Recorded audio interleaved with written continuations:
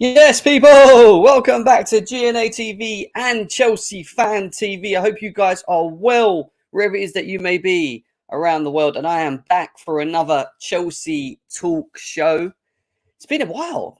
Ever since, obviously, football's been called off, it's been a little bit quiet. I've been able to sort myself out a little bit, sort myself out. I'm going away next week, Tuesday, so I won't be around for 10 days after that, so you won't see my face. But I want to get some streams in before that. And obviously, there's lots to talk about in regards to Chelsea, not on the so much on the pitch, but more to do just in general what's going on at Chelsea. Obviously, through these periods while we haven't been playing football, we've been talking about new DOFs coming to Chelsea, being appointed at Chelsea, and there's been talks about Christoph Freund being that man. We're going to go through like the beginning to end of that, just to really try and understand how and where that went.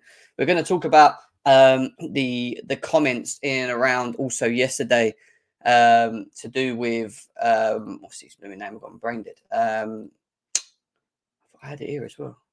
Mr. Damien Willoughby, who obviously works for, or he's one of the directors of EA Sports as well. He's been sacked by Chelsea Football Club. We're going to look into that as well and give our thoughts on that. And did the owners make the right decision? Did the owners make the right decisions to do what they did in instance as well, which is a very early appointment and then a short sack, and then an early sacking on top of it as well. So we're going to be talking about that. We're going to talk about comments from Kim to him as well. And then we're going to go on to the players. We're going to talk Kai Havertz specifically and his links to Bayern Munich. We're going to be talking about Christian Pulisic and his book that he's made up recently and the comments in regards to Thomas Tuchel on that as well. We're also going to review Antonio Rudiger's comments today on Thomas Tuchel as well, which he brought out with at Sport 1, which we'll be reviewing.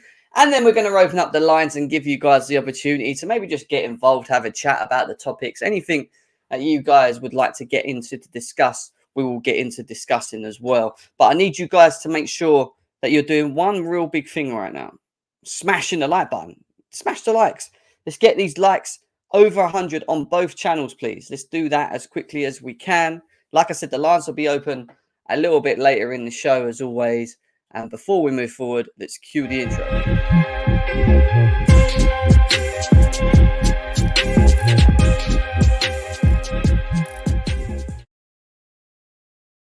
Yes, people, welcome back to GNA TV and Chelsea Fan TV. I hope you guys are well, wherever it is that you are in the world as well. There's been no football, unfortunately, on the passing of the Queen. There's been a little bit of a break. Now we've hit the international break as well. Some people might say that that's good news for Graham Potter, because that means that he has had a little bit of time to train with the players, get to know the players and work with the players. Maybe a benefit for him in instance as well. But yes, no football. But it's never a quiet day at Chelsea, is it? It's never a dull day, shall I say. There's always something going on with this football club. There's always something going on with Chelsea Football Club, Always something to talk about as well. Big up to Gianluca in the chat. He says he's at Salzburg, not Leipzig. Did I put Salzburg? Did I put Leipzig? Oh, yeah, I was meant to be RB Salzburg. Thank you for bringing it up, mate. Thank you for bringing it up. I actually need to change that. So let me change that. Good spot, mate.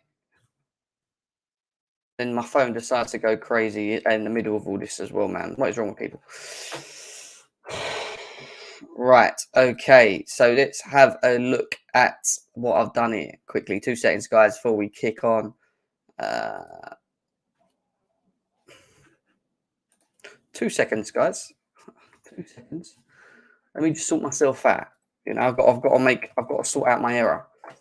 I don't know why I put Leipzig. I should have put Salzburg. There we go. There we go. I think we're good. Yeah, we're good. We're good. We're back. We're back. Big up to all you guys. RD, nice to see you. Thank you, Gianluca, for that one as well. Always shit like this happens at Chelsea. It's true. It always does happen. Lee Taylor says this stat is just mind-boggling. Chelsea have spent 470 million on 5 strikers. 4 out of 5 have failed to score more than 8 Premier League goals in the season, in a single season. Romelu Lukaku, no. Kai Havertz, I don't know. You need to list me them, Lee. Give me them names. Give me them names. Give me them names. I can see you're quite busy in the chat.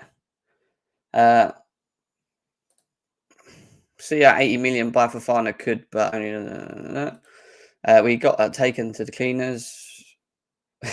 he's just ranting in there. Big up to Lee in the house anyway. Big up to Coach's Corner.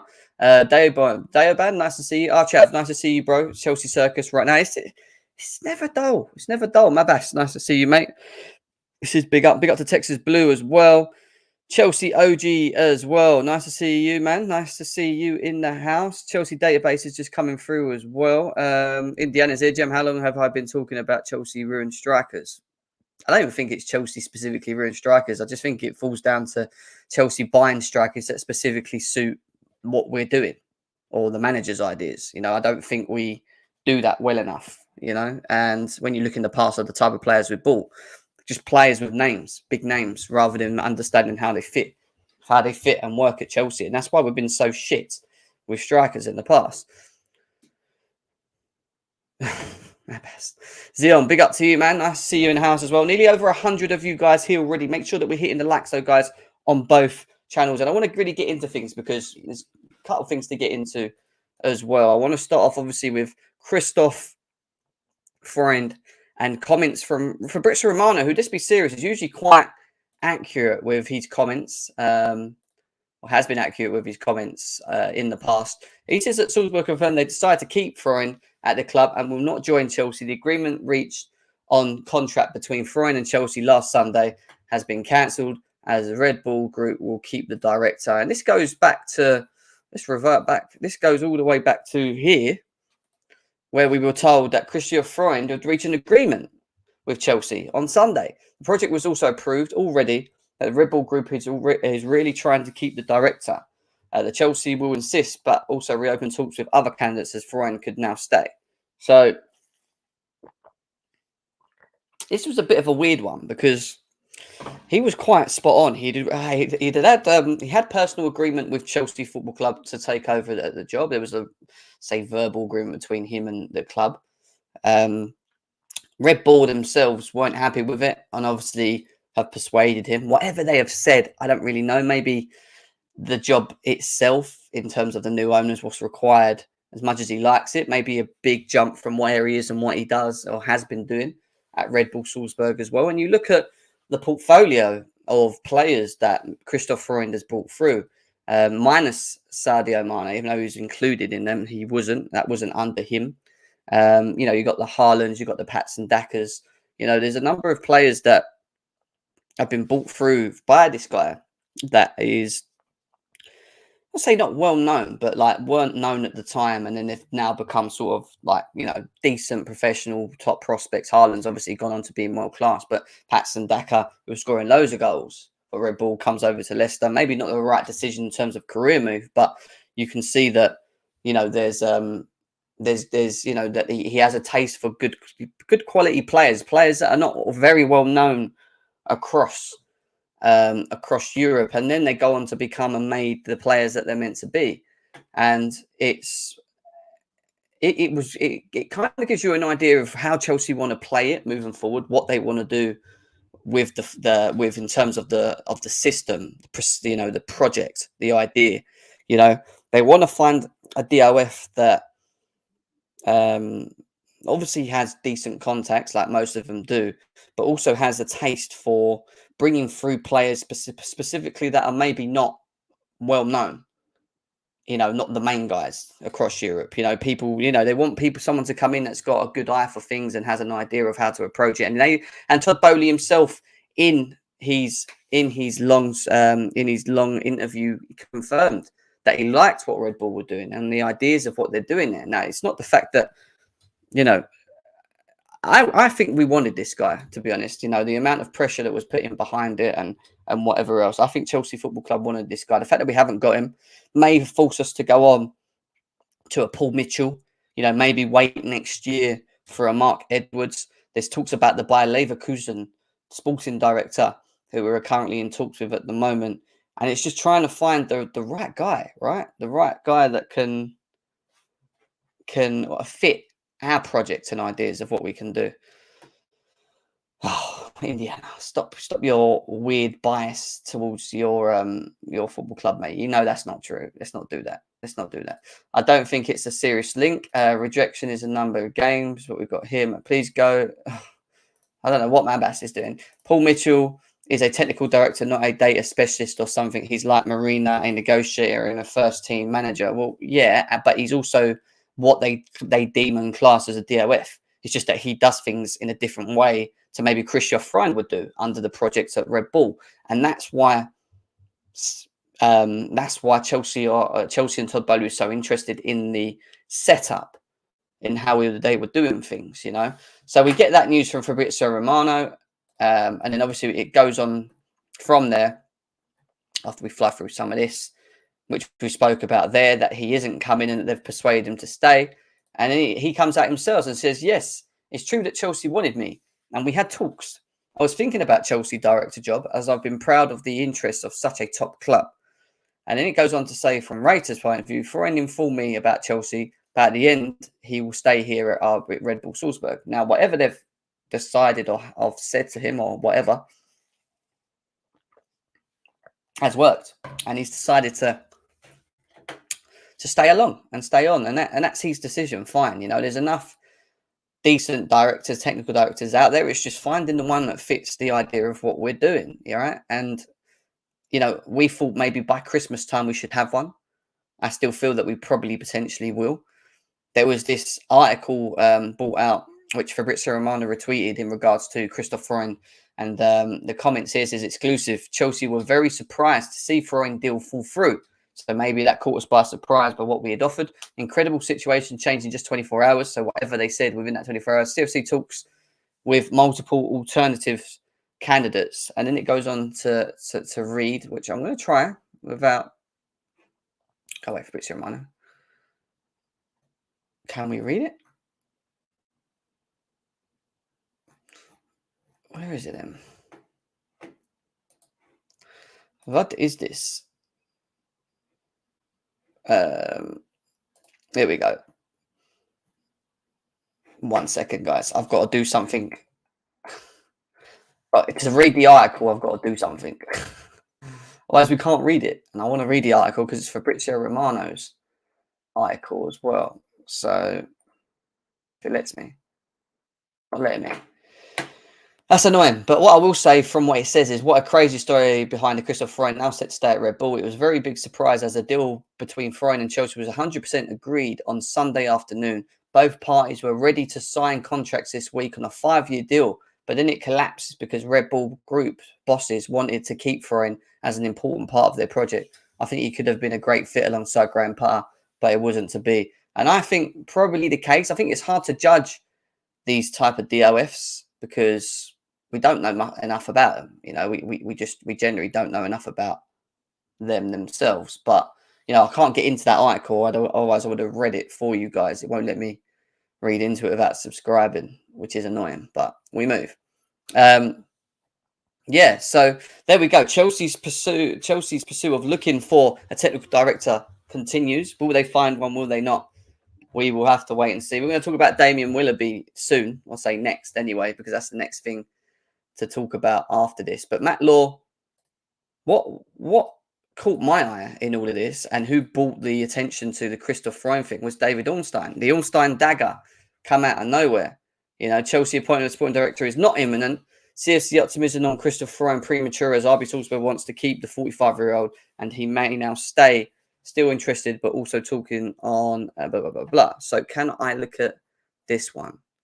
Oh, this one's the same, isn't it? I ain't going to be able to. Just try. If you don't try, you don't know. I'm trying to get the article so we can read what it actually specifically says. Does it work? It's worked. Yes. So the Athletic article, which is what we're going to go to now, guys. But make sure you're smashing the likes. Over 120 of you guys here. Nice to see every single one of you guys in the chat.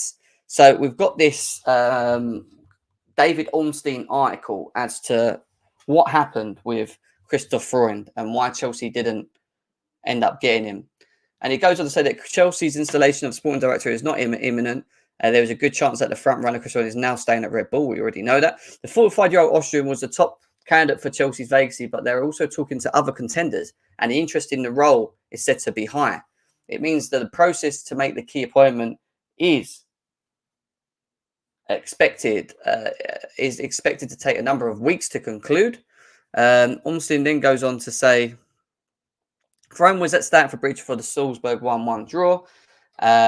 Speaking to Sky Sports Austria, he said Chelsea's a huge club transition, but Chelsea were without a full-time sporting director during the summer window, which saw them spend 250 million on new players. Co-owners Todd Bowley have been named interim sporting director as Marina Graviskaya, as we know, and Peter Cech have been sacked. Following the conclusion of the market, the Athletic reports that Chelsea were aiming to secure a new sporting director by the start of the World Cup in November and would seek a new head coach Graham Potter opinion on the decision.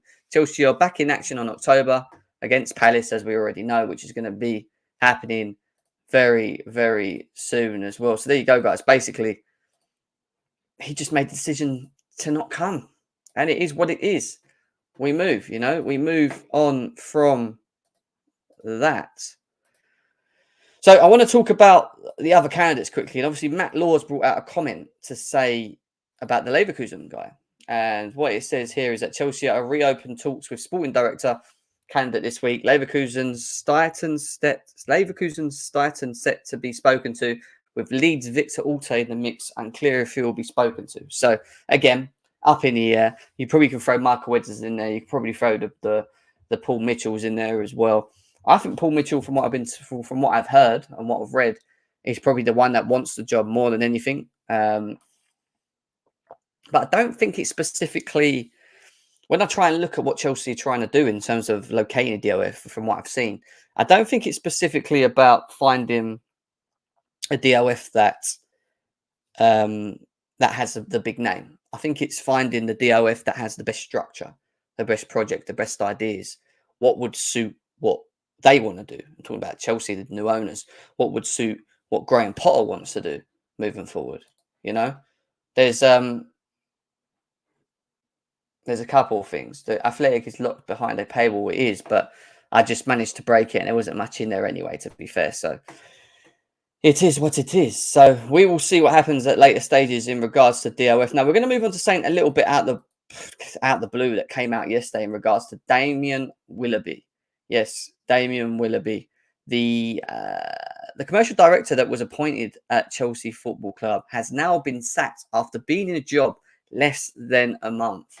And people were like, what? Why? What happened? Why have they made that decision? Is the owners just being stupid? Are they being rash? Well, we've got the article here through the Telegraph. And apparently they sacked the senior executive after claims of sexual harassment over inappropriate messages.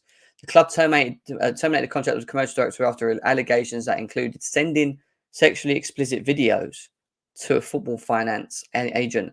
And the person that they're talking about is Kim, a lady that was interested in Chelsea when the sanctions were happening, trying to buy them along with large investors as well.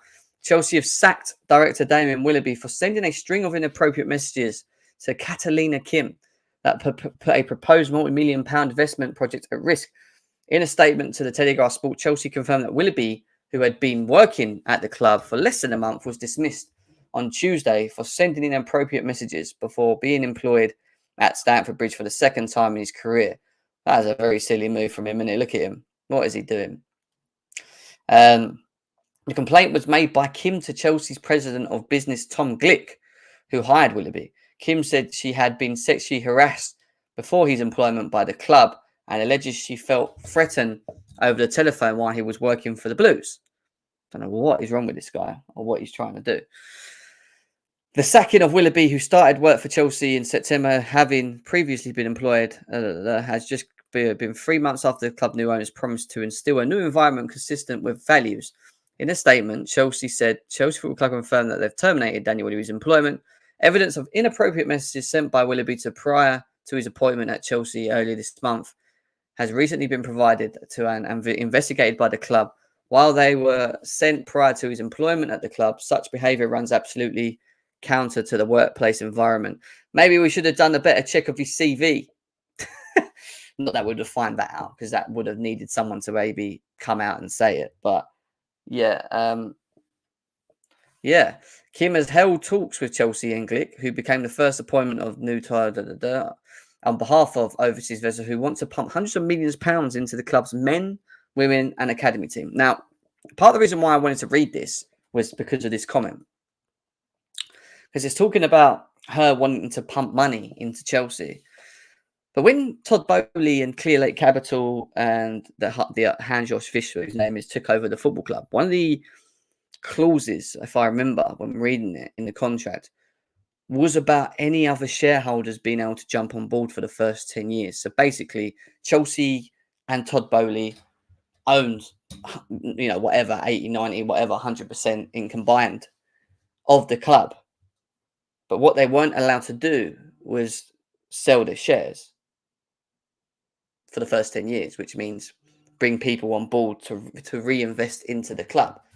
So I don't get why Chelsea, if this is true, are entertaining her with her hugely large investors, because I don't think they can. I don't think we can. They can jump on board based upon what the contract that was agreed between the selling of Roman Abramovich to Todd Bowley. But that's my understanding of it. I may be wrong from what I read, but I'm pretty sure that no other shareholders were allowed to buy shares in Chelsea and be involved for the first 10 years.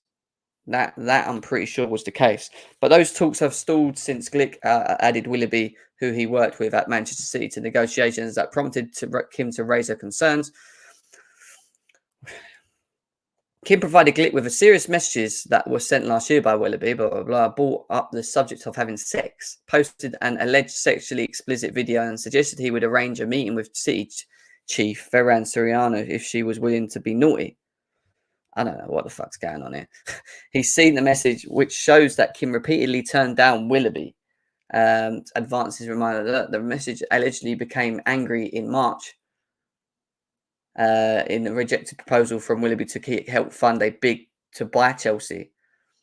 Kim instead provided investment for over 40% of Nick Candy's bid, which she later withdrew, and then Sir Martin Broughton. Yeah, we know all this anyway. So it goes on, basically. So to cut a long story short, just trying to see if there's anything else worth reading. Well, negotiations, is that I confirm? Yeah. So yeah, the lawyers of Willoughby have declined to comment. So we're without a commercial director, basically now, after 2 months. And let's get it right. Chelsea Football Club making the decision to get rid of this guy is 100% right. To make the decision to act now based upon what happened is the right thing to do. It's 100% the right thing to do, I believe. There's no reason why Damien Willoughby. Oh my God. Allow it, guys. My man got caught in 8K. Literally. My man had pump money. You guys. Over 150 of you guys here. Big up to every single one of you guys that are currently here. Make sure we're hitting the likes though, guys. We ain't got enough likes. Everyone, please smash the like if you haven't smashed the like already. Let's get this over 100 likes as quickly as possible. We're opening up the lines later in the show. We've got to talk about players still. Players is what we'll be talking about in a bit as well. Before we open up the lines and just see what's cracking, man. See what everyone's been saying. How everyone's been, But yeah, Austin Powers merchant. Hate to see it. What kind of... Oh my God. Stop it. Stop this, go AM. Stop Stop these comments, pervert. Yeah, exactly. I don't really have to say much more about it. It was just wrong what he did, and I'm glad that the owners acted. There's a lot of people out there that don't act to... I say a lot of clubs that don't act to it. It's happened at City already. I'm not sure if they acted upon it, but it does happen. And the fact that they've made the decision to act on it straight away, even though it wasn't while he was at Chelsea, is a big statement. And well done to the new owners from that perspective. Kim has held talks with Chelsea and Glick on behalf of overseas investors, which we spoke about in terms of pumping millions. So yeah, there we go, guys. I want to talk about players, man. I want to talk about Chelsea players. I want to talk about the Chelsea players, and I want to talk about Kai Havertz, because Kai Havertz is being linked to Bayern Munich, supposedly. supposedly this is the case. As Lewis said, whose conversion rate is worse? What is your agenda with Kai Havertz? Why did you not have this same hate for Romelu Lukaku? At least Kai Havertz actually won us a Champions League. At least there's something, even if it's not much. At least there's something. Like, why do you hate this guy so much? I find it very weird that he hates Kai Havertz so much. He's always calling Kai Havertz out. Yet he sticks up for Romelu Lukaku. Don't get it, man. I don't get it with him.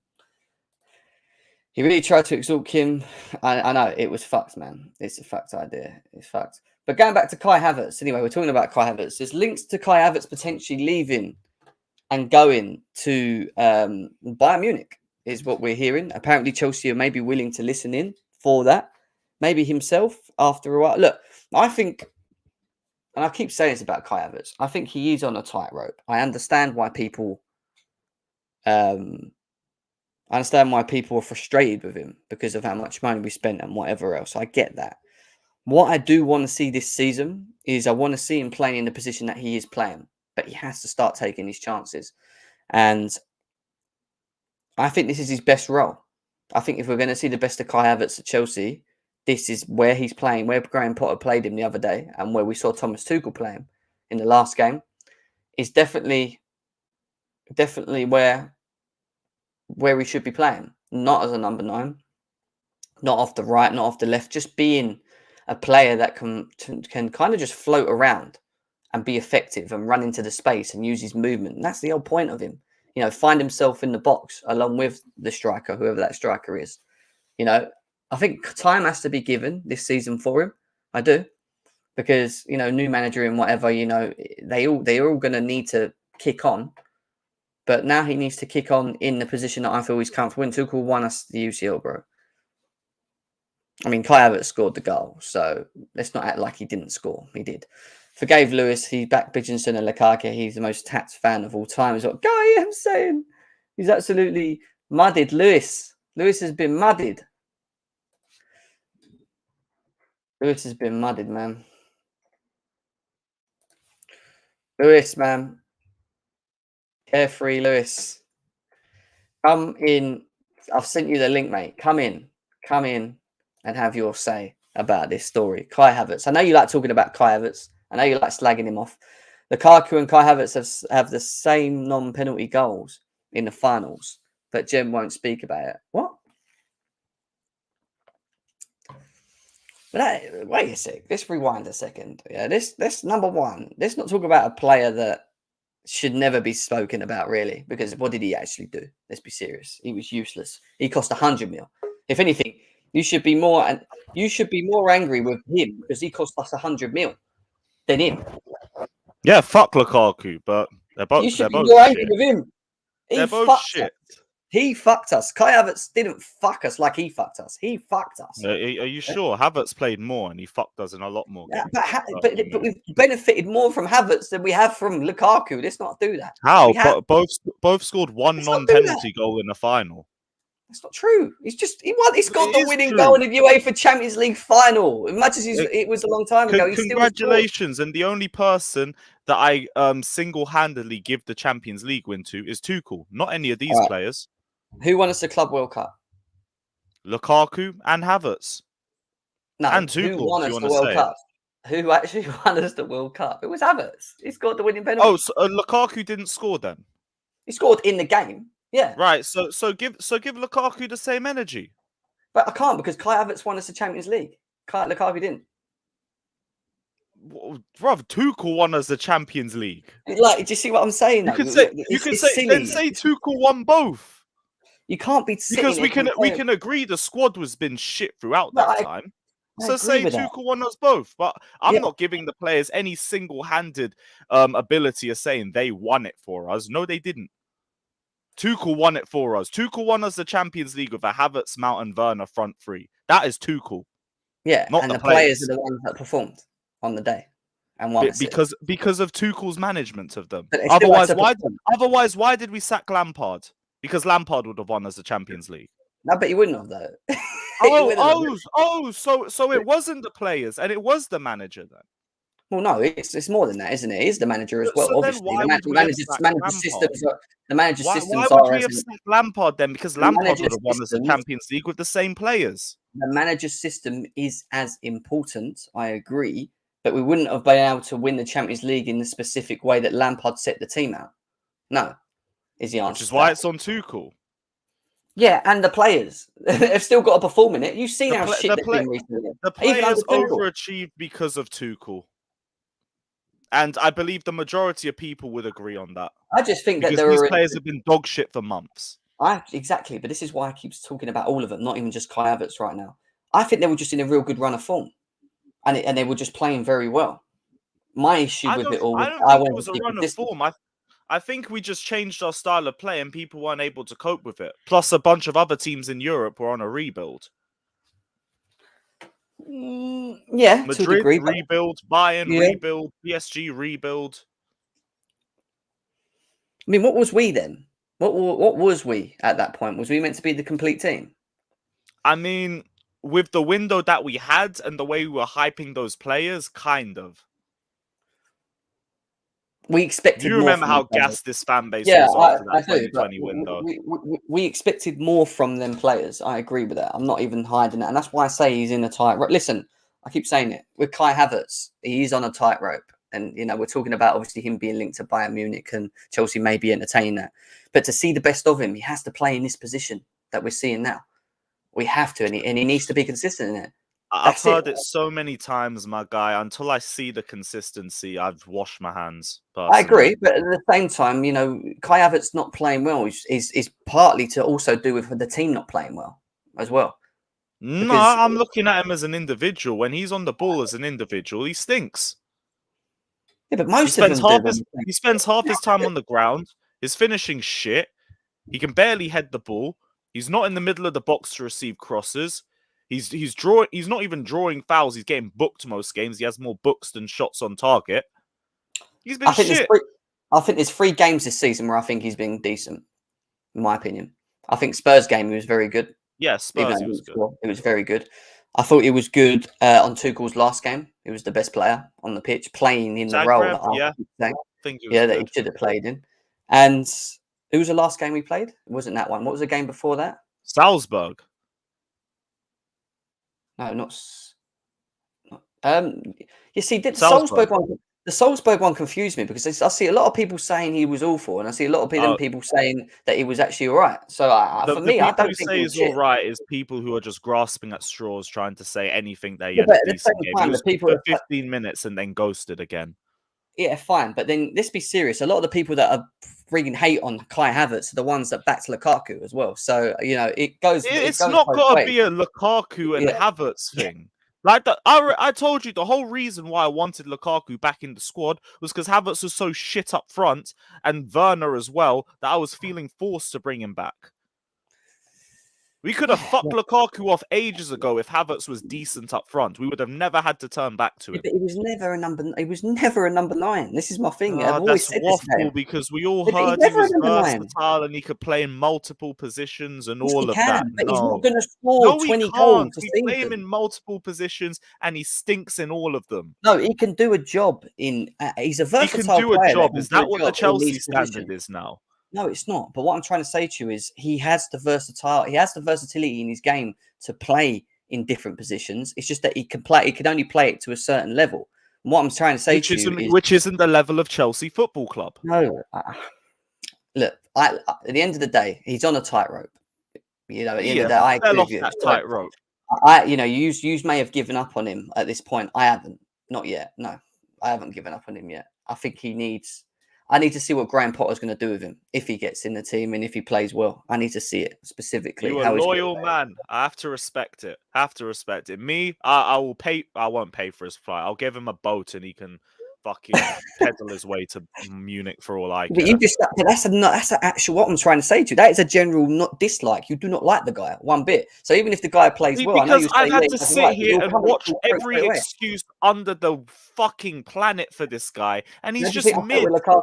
When everyone was sticking up for Lukaku all the time, it's the same. No, because my only defense for Lukaku is that he was in his first season, and I stay consistent with that because I'm like that for every new signing. Werner, Havertz, Ziyech, all of them, I gave him a first season. Shouldn't have, though, because he played Premier League before. These players that you're talking about, I've always said Premier League proven is like just one of the biggest buzzwords in football. It's about how you fit a system, and clearly he didn't fit Tuchel's system. And if he had the mindset to improve for it, he would have needed at least a season to adapt.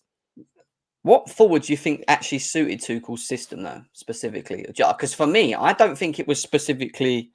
I always keep saying that. I think it's always been a chemistry thing with our forward line. I just think they're too chalk and cheese. Like when I watch them play, they don't have that pathological understanding with each other. It's like what they do in training. And that worries me. That's a problem. Like you need to have, like it could have worked with Tuchel, that forward line, but it needed energy and it needed players that had a connection. We didn't have that because how many times did we keep changing that forward line into different teams? Pulisic, Ziyech, fucking Werner. Then Lukaku will come in, Havertz would play with Mount, and then there'll be shit and we'd take him off and play. There was just nothing. But it's also because none of these players are actually good enough to hold down a first team place. Like deep it, Raheem Sterling has come in out of nowhere and he's got 6 GNA in 8 games with Havertz and Mount next to him. And they've both been utter arse this season. All Sterling has done for me has completely shown that it's not just the midfield. It's not Tuchel's system or anything like that. We have shit attackers. It's as simple as that. The attackers that we have are not good enough. Goyam's coming for your neck, bro. What's wrong with him? That's a bit harsh, Goyam. Can't say that to him. That's not nice, mate. That's not nice. I fuck Lukaku same ways. I'll stand by that. But Havertz needs to leave this football club. Simple as. We'll see. You know, he's got a season, hasn't he? He's still got a season under a new manager, you know, so he needs to kick on. I still think and he looks like his head's gone anyway, because I read that Simon Phillips article about Havertz, and he said if Bayern made a serious approach, Havertz would have forced a move. You know what the mad thing is? I think wherever he goes leaving Chelsea, I think he will become a good player. I do. If he goes Bayern, I think he'll succeed. I completely agree. Like he'll go Bayern, he'll be the long-term replacement for Muller. He'll be happy. Bayern will be happy. Chelsea will be happy. I'll be happy. And we can all move forward. He can go to another club, but for Chelsea, he don't sue us, and he's shit here. I don't have the same energy. I will not hold Kai Havertz in the same energy as Ziyech. I'm telling you now. Do not even do that to me, because Ziyech. See, Ziyech is shit, but Ziyech don't get given the same opportunities as Havertz and Mount. Same thing with Pulisic. Fucking awful when he's on the pitch. And Havertz and Mount have been so good. He's just not non-existent. That's the difference. Even when they are shit, you know. Because I can notice Havertz in half the games this season too. This was my problem with Tuchel. Pulisic and Ziyech, I completely understood their stance because they just were not being given the same chances. Havertz and Mount could stink up the pitch every single week and they would be guaranteed to start. Pulisic and Ziyech don't perform in 20 minutes off the bench. You never see them. That's their problem, isn't it? No, that was the manager's problem. Let's not act like they haven't been given opportunity, because Ziyech compared to Havertz and Mount, no, they haven't. Ziyech got a decent run in this team, yeah, where he was actually having a little half decent stint, and then what happened? He gets injured. Yeah, how long ago was that? Well, this is when Lukaku and Werner are both out. Do you remember? So that was last November. Is this how far back we have to go to say Ziyech got given a fair chance? Yeah, but you're also forgetting that this player don't want to be here anyway. You know, that came out in the summer, and we're addressing a period around November. To be honest, he does not suit the Premier League one bit. He doesn't. I don't think that. You play at the 4 at the back. You play him in a wide position. You get a lot out of him. I don't think Ziyech is... Like, Pulisic barely got given a run of games, especially to play himself into form. Same thing with Ziyech. Havertz and Mount, they play like shit. No, let's keep playing them. Let's hope they could get back into form. Maybe he can get a goal and he can kick on and have some confidence. It's not the same energy. Yeah, because, listen, Hakim Ziyech is in his prime, no? How old is Hakim Ziyech? Like 28, 29. Exactly. When he came to Chelsea, he left. They all have the same amount of Premier League experience. He left Ajax as a god. He was in his prime, specifically. Yeah, Kai Havertz came at Chelsea at what age? And Kai Havertz came here as a generational talent that was wanted by Bayern Munich and Real Madrid. He wasn't anywhere in his mid-20s with loads of experience, was he? The way people were talking about him, he was meant to come in and be the next Lampard. At least Ziyech was playing Champions League football. And Havertz wasn't. Yeah, but I'm saying consistently at a top level. This is 2 different players. This is what I'm saying to you. Like, I don't get why why we're doing this. It don't make sense to me. No, I get the whole thing of not playing more. Ziyech has been poor as well, but the fact is he has not been given the same treatment. Fine, but then again, that was on, and I know we're going to go through it in a second, because there was an article about how Kai Havertz, I think it was from Pulisic in his book, he was saying how Kai Havertz was more favoured than he was, basically, and Tuchel told him. Bro, that's not even bullshit or Pulisic being a dickhead. That is just facts. Tuchel had his favourites. Havertz and Mount were his favourites. But none of them were never fucking good enough to hold this spot anyway. Even when Pulisic came in. This is where I love Tuchel, but he had problems, and this was one of them. He refused to bench the pair of them, and they were both shit. Listen, I agree that there was moments where players should have been benched because they weren't in form. Mount, Havertz, Lukaku. I mean, even Lukaku was played back to back 8 times in a row, and he was shit. Yeah, he was shit too. Yeah, right. And Tuchel tried with him, and then he gave up. And I understand that. But when it was Havertz and Mount, he didn't give up. He kept playing them. Just kept playing them. Something in him, didn't he? Like it's common sense. What do you watch from them in a 90-minute game and see? Probably more than what he sees from Ziyech on the training ground than what he probably sees from Pulisic. But tell me, what would you see more from them? I don't know. Whatever. I'm not there. There you go. But you're asking me a question to answer. Am I at the training ground? Am I meant to answer that? I'm not watching them every day. Training ground, in game. Well, in game, I just think I think the issue with Kai Havertz is that he's inconsistent, and I agree with that. I've been saying that he needs to be better at the beginning of the seasons. He's had better later ends of the seasons, and we can't sit here and say he hasn't for Chelsea, because he was very good. And Tuchel's first part of when Tuchel took over. In that period, this is the thing. We're now hyping a guy who turns up at the second half of the season, and he didn't even do it last season. But this is what you're missing. I'm not hyping him. I'm just saying to you that there was a decent period of Kai Havertz. What I hear from Chelsea fans is that he's just been shit this whole time. He's not good. I don't agree with that. That's what I'm saying. So, other than purple patches of form, he has. No, I don't think. I mean, look, at the end of the day, other than March this year and February, what other good period have we had from Havertz? I don't. Champions League final. I don't look again, and it goes back to consistency. I've been saying this. I agree. You can't just have 1, 2, 3, 4 good games. Inconsistent. It's just invisible. I wouldn't say invisible, but I know what you're saying. Other than February to March, he's been invisible.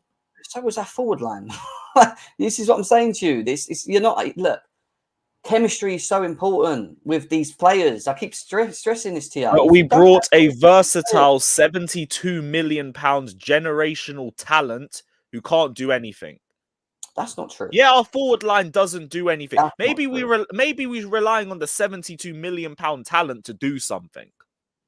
I mean, when you look at what we currently have on the bench and what we had available, I don't really blame him for picking them. I'll be honest with you, because I don't think Ziyech can play in the free. He can only play in one system. Christian Pulisic has to be specifically played on the left of a free.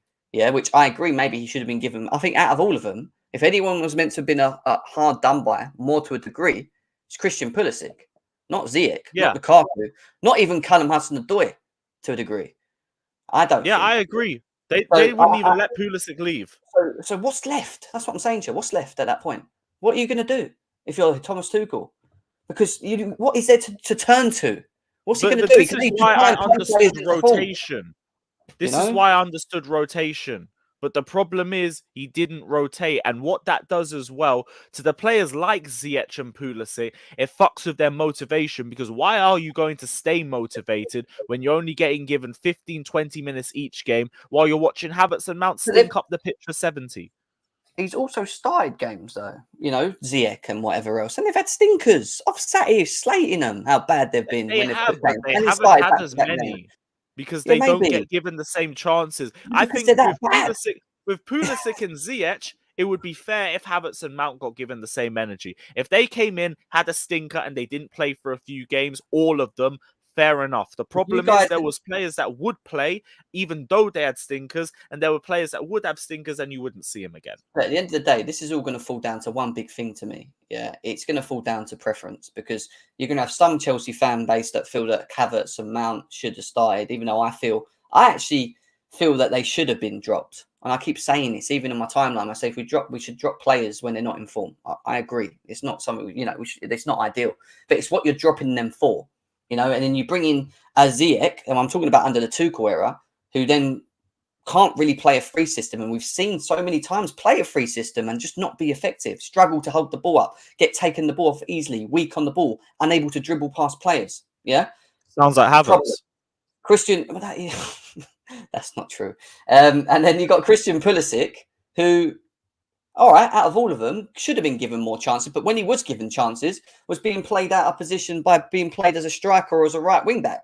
And should have really been played in his position, but then that would have involved us having to probably sack off Mason Mount, because Kai Havertz at the time was the guy that was leading the line. So and he wasn't doing it. But that's the thing. Pulisic, even when we say he's been given opportunities, he has played at wing back. Why can't Havertz or Mount get a fucking game at wing back?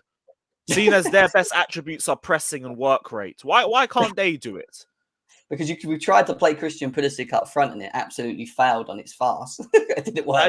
We tried Havertz and we persisted with it. So why not persist?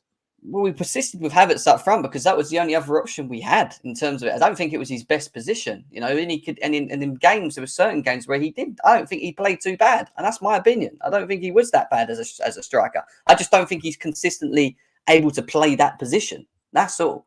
He's not a number 9. He's not your typical number 9. And that's the issue, because he isn't scoring goals. Let me just say, if Kai Havertz puts the ball in the back of the net, we ain't sitting there talking about him. And it's not going to be. We ain't going to be talking about his overall game. I'm telling you now. Why are we talking about him? If he could score, he had 19 big chances missed last season. Why we talk about Kai Havertz so much is just because he isn't putting in the back of the net. I don't think it's anything else other than that, personally. It's not even that, because if his all-round game was good enough, I feel like there would have been more for people to get behind. They've been, okay, he looks good on the ball, he's beating players, he's making chances. Yeah, he's unlucky in front of goal, but he actually impacts the team in a positive way. No, he doesn't take players on consistently. His passing range is so incredibly overrated. His heading is overrated. His strength is non-existent, and he gets bodied in every single 50-50. He doesn't know what position to be in when balls are being played into the box. He's shit. He is genuinely shit. I don't think he's shit. I disagree. But he does. What does he offer us other than work rate? I think that's very reactionary for us to sit here and say he's absolutely okay. Shit. What attributes does he have other than work rate? I think his movement's very good. I think his balance on the ball's very good. I think he can hold the ball up quite well.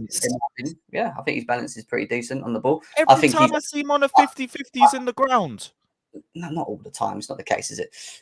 He's had moments where he gets pushed off the ball and is slightly weak. I agree with that, yeah.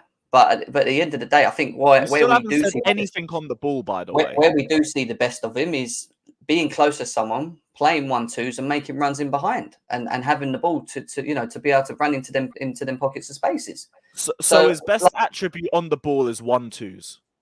No, it's not just 1-2s, is it? I just said to you, that's the only thing you told me on the ball. I think he's technically very good with the ball at his feet, in my opinion. I agree with you that I don't think his dribbling ability is great.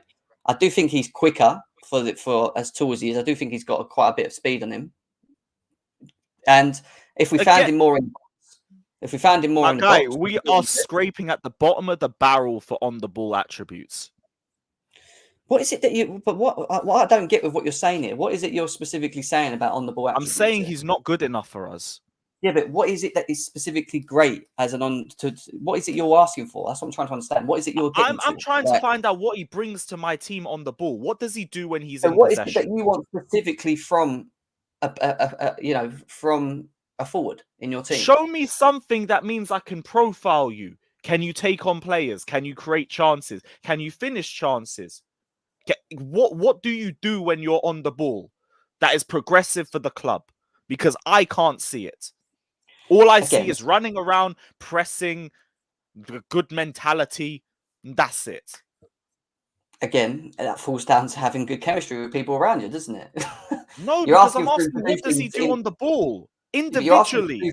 Individually, he's not an Eden Hazard. This is what we're doing right now. We're talking about players like Eden Hazard that used to just carry the team and win games for us. He's not that. I'm not even asking for that. I'm asking you to just have one discernible attribute on the ball for me. Can you pass? Can you dribble? Can you take a player on? Can you finish? It's not that like he can't pass. What are we talking about? Other than 5 yards, anything over 5 yards, I haven't seen from him. When have you ever seen him break the lines with a pass? Well, again, being specifically on his position of where he plays, he's not going to do that, is he? That's why I say when I see him this season playing in the position that he's playing in. But we played him in so many positions. Yeah, but we're in a free system, haven't we, where he's leading the line, which means he has to run off. And there's been many times in games we played him in a three-man midfield. There's been many times in games where we play balls to him and he's got no one fucking around him. There's not like he doesn't, that he's got all these people around him and he's not passing the ball to him. He just generally doesn't. He's having to fight 2 defenders on his own. Yeah, and then he can't hold up the ball, and then he loses it because he drops to the ground too easily. I think most strikers would lose it if you don't have the system. If the system ain't balanced, then it ain't working to its effect. I think you're going to have that problem. And when you haven't got players in the middle of the midfield that can move the ball quick enough into them or actually support them quick enough, along with the forwards. And I'm talking about Ziyech and Mount to a degree because they drop so deep when they're in the team. They don't run behind. They're not players that can run behind into pockets of spaces, drag teams like Sterling does, drags defenses to create space, which is what you need. And especially he does in terms of his movement. We're using other players. We're using other players yet again to say this is the reason why he's not playing. No, he's just not good enough. You put Kylian Mbappe in some random team, he ain't going to get the service if he hasn't got. Mbappe and Havertz are nowhere in the same solar system. I'm trying to get to the point to you. It is important to have squad chemistry. If you haven't got players around you that that you can work with, that create space, that then allows you to bring the best out of your ability, you're not going to do it. It doesn't matter who you are. Okay, but then what about the games where he has been given clear-cut chances, where players have been closer? Because it's not like he's been isolated every game. And he's missed them. And he's missed them. Yeah, I agree. Yeah, because overall, he's just not good enough. I don't even think it's that. I don't even think it's that. I think you just really want him to succeed. And I understand that as a Chelsea fan. I really do. But he's just not good enough, man. I just find it very funny how reactionary our fan base is with players. How quick we just go from A to B. I have been very consistent on my thoughts. You have to a degree. Yeah, you have to a degree more so recently. I give it to you. But, it's very funny how I feel that some people just swing from one way quickly to another and then he'll start playing well and everyone will go, well, he's been so good. For me, he's not been great. And I know what the issues are when it comes to Kai Havertz, in my opinion. And these are just my opinion. You sitting here just saying, and I'm not talking about you, specifically people in the chat that feel that maybe he's just shit. And that's what he is, he's shit. I don't really, that don't work for me in theory, because at the end of the day, I do feel that there's more that needs to happen in and around him to get the best out of him. And I do think that he needs to play in the position that he's more comfortable in. And playing in the position, meaning the position that he's going to be hopefully playing under Graham Potter, which is off a striker or close to Sterling. So, look, the pressure's on. I'm not sitting here. I don't want to sit here too long talking about it. The pressure's been on. I think for a £72 million signing that's in his third season in the Premier League, we shouldn't be trying to get the team to get the best out of him. He should be directly impacting the team, and he has not. And he has not shown a shred of consistency that anyone would ask for £72 million talent. I agree with that. Remember Nicolas Pepe? We were all on Arsenal fans' neck for how much of a flop Pepe was over there. But we'll sit here and say we need to try and find a way to get the best out of Havertz. No, he should be getting the best out of this squad. I don't believe so. I don't think it works like that. I don't think football works like that. That's just the way I look at it. But I look at it more £72 million player that we have to build the team all around. But when it was Lukaku, we didn't want to do that. It's not building teams around him. It's not nothing to do with that. It's about having... We already know what the issues are in our squad. Let's not sit here and act like our squad's perfect, because it ain't. We know how far behind we are. Our attack's poor, and it's been spearheaded by Havertz. Involved in a team that lacks creativity and relies on its wing backs to create. So when we were told Havertz was creative. But Jose Sarr made more big chances last season than Havertz, and he's a goalkeeper. Playing as a number 9. I don't get what you want. This is what I'm saying to you guys. You guys jump the bandwagon too much. You want the whole season. You want to score. You want to do this. The first half of the season, he was playing as an inside forward. You're making him sound like he's Eden Hazard. That's all I'm doing. That's what no, you're doing, right? trust me. I'd have to write a book to make him sound like fucking. No, I'm saying you're trying to make it sound like he needs to be that because you're telling me he needs to create. You're telling me he needs to score. You're telling me he needs to do everything. Bare minimum, so, give me a discernible attribute that you bring to the squad. He does not. That's your opinion. That's your opinion, isn't it? It is what it is. I don't think of us because you still couldn't give me an on-the-ball attribute. Except I've already told you. I've already told you specifically what I feel is the best of him, and I do feel find him in the box more. Yeah, and I know his confidence is low. I think we can all agree that he's fucking rock bottom. I'd love to find him in the box if he was in the box to receive crosses, but he isn't. Well, he scored a great goal the other day, didn't he? Which won us the game? One goal in 6 games. He had the nerve to shush the Chelsea fans over that. Oh, I finally turned up for the first time in 6 games. Let me go disappear for the next 2. He has it in him to do that. Lewis, keep talking. Let me just quickly grab that. No worries, guys. No worries. Guys, let me know. Let me know what you guys are saying in the comment section. Because I don't know. Am I being too harsh, or is my standards at the right place? Because I think this guy has just been majorly overprotected. And I understand. I completely understand. He's had good moments for us. Champions League final, all of that. But call it what it is. He doesn't turn up until the second half of the season. And even in the second half of last season, all we had was a 7 to 8 game purple patch in February to March. And that was it. Now, a lot of people didn't want to hear it in April. And fair enough. I understand that. Because people would still believe that there's potential. We are now into our 3rd season. I'm not hearing anything about potential or adapting or I need to fix the team to get the best out of Havertz. No, you need to start having impact on the squad. The same way you lot would criticize a Ziyech or criticize a Pulisic for not turning up is the same energy that needs to be given for Havertz, and it is not given. If he had any shred of consistency, I'd be backing him the same way you guys all would be as well. But he doesn't show me consistency. And even when he plays well, he doesn't turn up in terms of G&A. I don't see any impact from this guy. Simple as. But let me see what you guys are saying. Super Kai. You really bastardized Lampard's chant like that. That is disgraceful. Kai shushes the crowd. Lewis wants a car code 90 minutes saying fucks it. Oh, look, Guy M's on you, man. No, I said Lukaku had to get G&A or leave my club. And then when he didn't get anything in 8 games, I said he deserved to be benched. Then Havertz did jack shit for a month. And then I said, bring Lukaku back. Right, saying depends on your expectations. If you want young players to develop, you're being harsh. If you want immediate results, then it isn't harsh. But it's his 3rd season, so the development should have already been at a. There's been 2 years of progress. We need results. How long are we going to wait for a player to develop? 23 isn't 19. He has had 7 years of first team experience. It's about time you just get some G&A and show some consistency. G&A or D? Did I crash or was that Gem? Oh, I think Gem's internet disconnected. Am I back? Yeah, you're back now. You're back. Oh, fuck knows what. Lewis, I agree with you. Is what Adrian says. Thank you for the donation, mate. It's what he says there. Listen, look, do you know what? It's weird. I'm looking at the chat. There's a lot of people that agree with you. There's some people that feel maybe not the same. That's why I keep saying to you, it will split opinion. And I agree with what you're saying in terms of, do you know what the mad thing is? In terms of the consistency thing, I've been saying it for ages. His biggest issue is consistency. That's an issue for me because you won't last long at Chelsea without consistency. What I don't agree on is that he's a crap player. That's just my opinion. I don't think he is as bad as you make him sound. Personally, I think he's had very bad games. I just don't see what he brings. But that's fine. That's fine, you know. And then like Pulisic, he doesn't bring me a lot, but I can say, okay, he's a direct dribbler. He'll take players on and stuff like that. Ziyech, I know he can give me a good cross.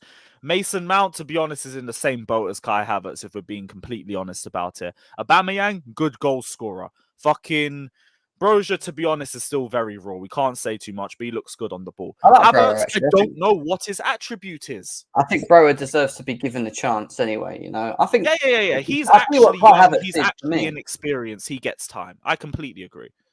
Yeah. Havertz, what's his attribute? It's very weird because when Havertz plays for Germany, he looks very good. I just find it very fun. Like you're playing Israel and Liechtenstein and all of them. Yeah, but they utilise him in a different way as well. But anyway, I'm not even. I don't even think it's that. I just think for me, when I look at him specifically, and I'm not saying he's that player now, but I look at him as a player that has a little bit of like the Thomas Müller way about him in how he plays. And I think if anything, Thomas Müller's a great goal scorer. There's not sitting here saying that he's Thomas Müller from the goal scoring aspects, but when I look at the way he plays the game, I think he has maybe a little bit more in terms of the ability to drive and dribble with the ball. I think he can, but I just don't think he can dribble like a Pulisic or a Raheem Sterling, if that makes sense. I think he can do it to a degree. But what I think make one take on in the last 6 months. Where I think he's more effective is in tight pockets of spaces where he can link up with someone and run into that. So like when he gets the ball in a space where it's a bit crowded and he can sort of play a 1-2 with someone, that his movement to do that and take that movement or take that run, I think he can do that more for Chelsea under Graham Potter, because I think with Graham Potter, I think if you look already, and even under Brighton, he likes his teams to attack spaces. So when spaces are created, you'll see that players will attack the space. I actually think that might benefit him to a degree, because I think that's what he would like to do more. The only difference that he needs in his game is that I agree, he needs to be more consistent in his performance, which means that he also needs to score goals and find himself in the right positions. That's something he's got to do, because he won't be given enough time. And, people think I'm just, this Havertz thing. It's not that I'm like Havertz stan. I'm not. I just... What's that scarf in the background? I like that. Oh, that's a good one. That was a good one. I bought that actually. I bought that down ages ago. But yeah, look, I'm not a Havertz stan. I just don't feel as much hate towards him as maybe some Chelsea fans feel. That's it. That's it. And it doesn't mean I'm a Mason. It's not like I'm a Johnny when it comes to Mason Mount. Do you know what I mean? Like, it's not that level. Yeah. It's not that deep. It's not that deep. But let's move on from that, because I did want to talk quickly about Antonio Rudiger's comments actually as well. I'll be honest, our delivery made a few mistakes because it was just too quiet in the stadium for me during the game. I wanted to wake people up with it. That was his comments when he was playing at Chelsea. Bit of a random comment, really, isn't it? This is why Christensen's clear. I don't even know whether he's being serious with that quote or not, because that's so fucking high risk. But it's like, I believe Rudiger would be fucking wild enough to do something like that. But I hope to God that ain't true. Fucking hell. Rudiger on Tuchel's sacking. He bought new players and then dismissed after a few games. The day of his release was sad for me. I wrote to him and thanked him. He was there for everyone. If you look at where we came from and where he took us, he achieved the impossible. That's what Rudiger feels. You know how it works in football. Sometimes you're a hero. Sometimes you are the boogeyman. I think the one thing that will always happen for most managers, especially at Chelsea, we've seen player power being quite strong, is that you always have a player or two or maybe a group that are just not happy, maybe because they're not getting game time, maybe because they're not being played in a position that they want to play in or a formation that they want to play in. I think that will always happen in football. I think that, like the likes of Pulisic being upset or Ziyech not getting game time, I think that's always going to happen. I think it is what it is. It's the nature of nature of the game. But I think communication is important. And obviously, I think there's a comment in regards to Thomas Tuchel that I read in Athletic where he said that Thomas Tuchel's communication with certain players just went quiet. Basically, he just didn't talk to them anymore, which is wrong in that instance, And I agree, but it's like this. Is that just a case with all managers? Because we heard the same thing with Lampard and Sarri.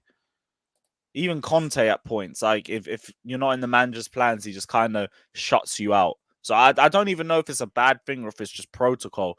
I think with these players, I understand you like wanting more game time and stuff like that. But if a manager's plan works, then just don't say anything. Like the Pulisic quotes, for example.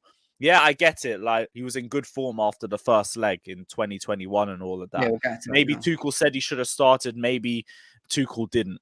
Fact is, we had one of our best performances that season. Yeah, he got dropped for Havertz. Havertz played brilliantly in that game. Pulisic got an assist off the bench. Literally came on and had a good impact. I don't get what the complaint is about. Yeah, maybe you wanted to start and everything, but it worked. It literally worked to perfection benching him. He came on, annoyed, and he came on and started driving at players, and he had an impact. Yeah. I don't get them even bringing it up personally. Pulisic on Tuchel not starting him for Real Madrid. I honestly was dumbfounded and very disappointed. I thought that I'd earned a start, and most importantly, he had assured me previously I was going to start. Things change, decisions change, and it goes on because we've got an article here actually that I found. There's a little bit about Christian Pulisic's book, which I still find very weird that he's done so early, to be honest. What's he, 24 years old? Whatever he is. But anyway, what happened before the game was hugely disappointing for me. I had a really good first leg performance, and our following match was against Fulham in the league. Tuchel told me that he was resting me for the second leg, and as a result, I didn't play a single minute in the Fulham game. Then on match day of the second semi, Tuchel tells me he's changed his mind and he's going with Kai. I honestly was dumbfounded and very disappointed. I thought that I had earned a start, and most importantly, he had assured me previously I was going to start. So by the time he brought me on with about 25 minutes left, I was just so wound up. He could tell. I think there's been games this season when you've looked at him and you're just like, is he even himself? He just looks annoyed, doesn't he? In games, or he looks sulky. But there's games where he's come on, he's been absolutely shit. Maybe he's doing it on purpose. I don't know. Like, really bad. But this is the thing where I was talking earlier about how you need to manage players' motivation, and you need to be able to drop players at the right time. And like Pulisic, I don't really like his mentality. I'll be real about it. But I also don't think all of it's his fault. I think Tuchel's let him down in situations as well. And it's part of the reason why his headspace is the way that it's at. And we do have to take that into account as well. Yeah, I agree. I think man management is important. And, Graham Potter, with his degree in man management, he'd probably have these moments where he may have to pull players aside because they haven't started or he's promised them to start. He maybe deals with it differently. Maybe that player comes out a little bit more okay with the scenario. Maybe the lack of communication from Tuchel with players did not help, and made it raw and made the squad a bit of an issue, But yeah, Kante played me in on the right side of the box, but Courtois had his near post covered. He's a giant, a huge guy. I didn't want to just try my luck with a shot in the hope. This is the one he missed, wasn't it? I remember this. He might spill the ball into the path of my teammates. I want to be more calculating. I noticed Mount's nearest to the goal, but he was more central, and I needed him to. Oh, is this the Stamford Bridge where he Pulisic got the ball and he ran? Yeah. So I stood on the ball waiting for what seemed like forever for Mason to make his run to get in front of his man, but then there was still a lot for me to do. If you watch closely, I had to lift my pass over Ramos's foot and find the gap with the pass. It was a good part. Listen, that game was that was one game where actually Kai Havertz was very good as well. Very like I see people in the comments saying like he shouldn't have started. No, he should have started, and he played brilliantly. Like let's not try and rewrite history and stuff like that. Good performances are good performances. Tuchel was right in everything he did that game. He was, and N'Golo Kante was a massive figure of that Champions League for me as well. He found his form, didn't he?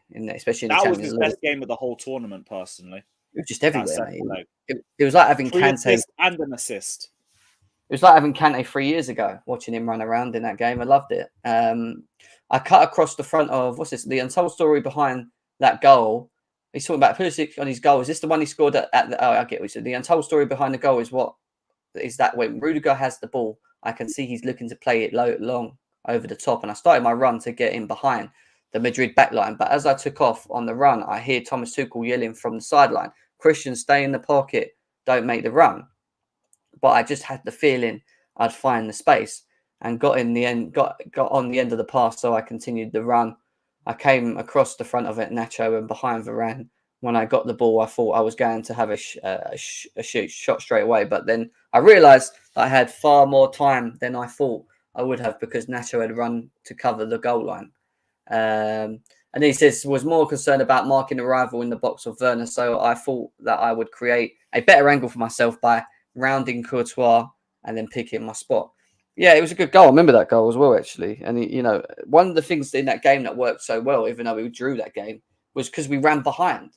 We was running because they played such a high line in that game. It was important for us to get behind. But, he doesn't talk too much. I haven't read the book in terms of like what his thoughts were more on Thomas Tuchel. Is it out already? I'm not too sure. Because I know they always do like leaks of little parts of the book before it comes out. If it's out, I'm gonna buy it today because I want to actually go through all of it. I just want to hear what he's because he's definitely going to talk about, because he's definitely one player that wasn't happy, was he? Especially the second season of Tuchel. So it'd be good to see specifically what he has to say. I'm a bit like you though. I don't really like how his attitude's been, his mentality, to be honest. It's out on the 11th of October. He's out on the 11th of October. I'll be back. Yeah. Actually, that's the day I'll be in Milan. I'm going to Milan on the 10th, to the 12th. So I'll be out there already. Oh, fuck. Wait, when? Yeah, whatever the match day is, I'll be down. Match day is it the 11th? It comes out on the match day in Milan. Yeah, it comes out on the 11th. Yeah, so you're coming, aren't you? He better fucking score that day then. He's brought it out on the day of the Milan game. Yeah, it's the day of the game. He cannot have a disaster class. No way. He'll get ripped apart. Werner was for Chelsea in that UCL run, so disrespected. No. But he missed so many chances as well. He's trolling with that. He's going to start talking about decoy runs next or some bullshit. Guys, make sure we're smashing the likes. Over 250 of you here. Big up to every single one of you guys that are chilling. No football. It makes it a lot more quiet, doesn't it, Lewis? What are your thoughts on this whole DOF thing? Like, I went through it briefly about Christoph Freund and him, not going ahead with Chelsea and whatever else. I think we just jumped the gun, really. Like, I'm not too fussed by it. I didn't expect this to be something that would be done in days anyway. And, like, I think people always need to be... Yeah, that's wild. People need to be aware of, like... accurate. Yeah, people need to be aware of, like, fucking, like, changes in football, in negotiations and everything. Like, things could easily turn just like that. I'm not surprised because, like, Chelsea was still a massive step up from Salzburg. He was being asked to do a lot more roles than he would have been they would have done at Salzburg anyway. He would have been asked to change the entire infrastructure of the club. He'd be asked to scout completely different sorts of players to the ones that he's usually scouts in Salzburg. In there, the system's just very cut and dry. Like, he walked into a regime and a system, and he just adapted really well to it and helped to improve the club as a result. But he only knows that way. He doesn't really know how to scout for experienced players. It's more young prospects and all that. So I'm not surprised. Like, I'm not surprised. He's happy at Salzburg. He's got a comfortable job with a good reputation as a result of it. He's got no reason to move. And the same thing with the Leipzig one too, because I saw we got rejected by them as well. Not surprised. I see a lot of Pulisic stands in the chat. There's loads of them. There's loads of them. Yeah, big up Josh. Big up to Josh. There's a couple in there. RD's in there as well. They're fighting for Pulisic, man. I like how people have their agendas, man. It's cool. What quick thoughts on this commercial director that got sacked for his messaging? Do you know the guy's only been here like 2-3 weeks? 3 months, apparently. September. Well, I heard we signed him on September the 6th. No, September we got him. So a month. Yeah, it's a month. It's a month, isn't it? He's not even been here like 3 weeks, and the guy's already been sacked. We are an absolute car crash. I don't even want to know what the sponsorship deal was that he was about to fuck up. But some of those DMs are like so fucking embarrassing. It's unreal. Like, it's probably just a Chelsea thing. We all got shit game. And why is it that it's never a quiet day for Chelsea fans? Like, why can we not just go through a break where there's just nothing going on? There's always something going on with our club, and trust me, like tomorrow will probably be like Drogba v Henry part 40 or some bullshit. Always happens. But hey, this is why we love Chelsea, innit? It's never boring. Yeah, I hear you. Kelly, how you doing? I'm chilling. Real quick, that dude, I don't know his name, whoever's sending the lewd text, acting like a complete ass. Absolute fucking disgrace. Absolute fucking disgrace. How dare you? This club cannot get one day.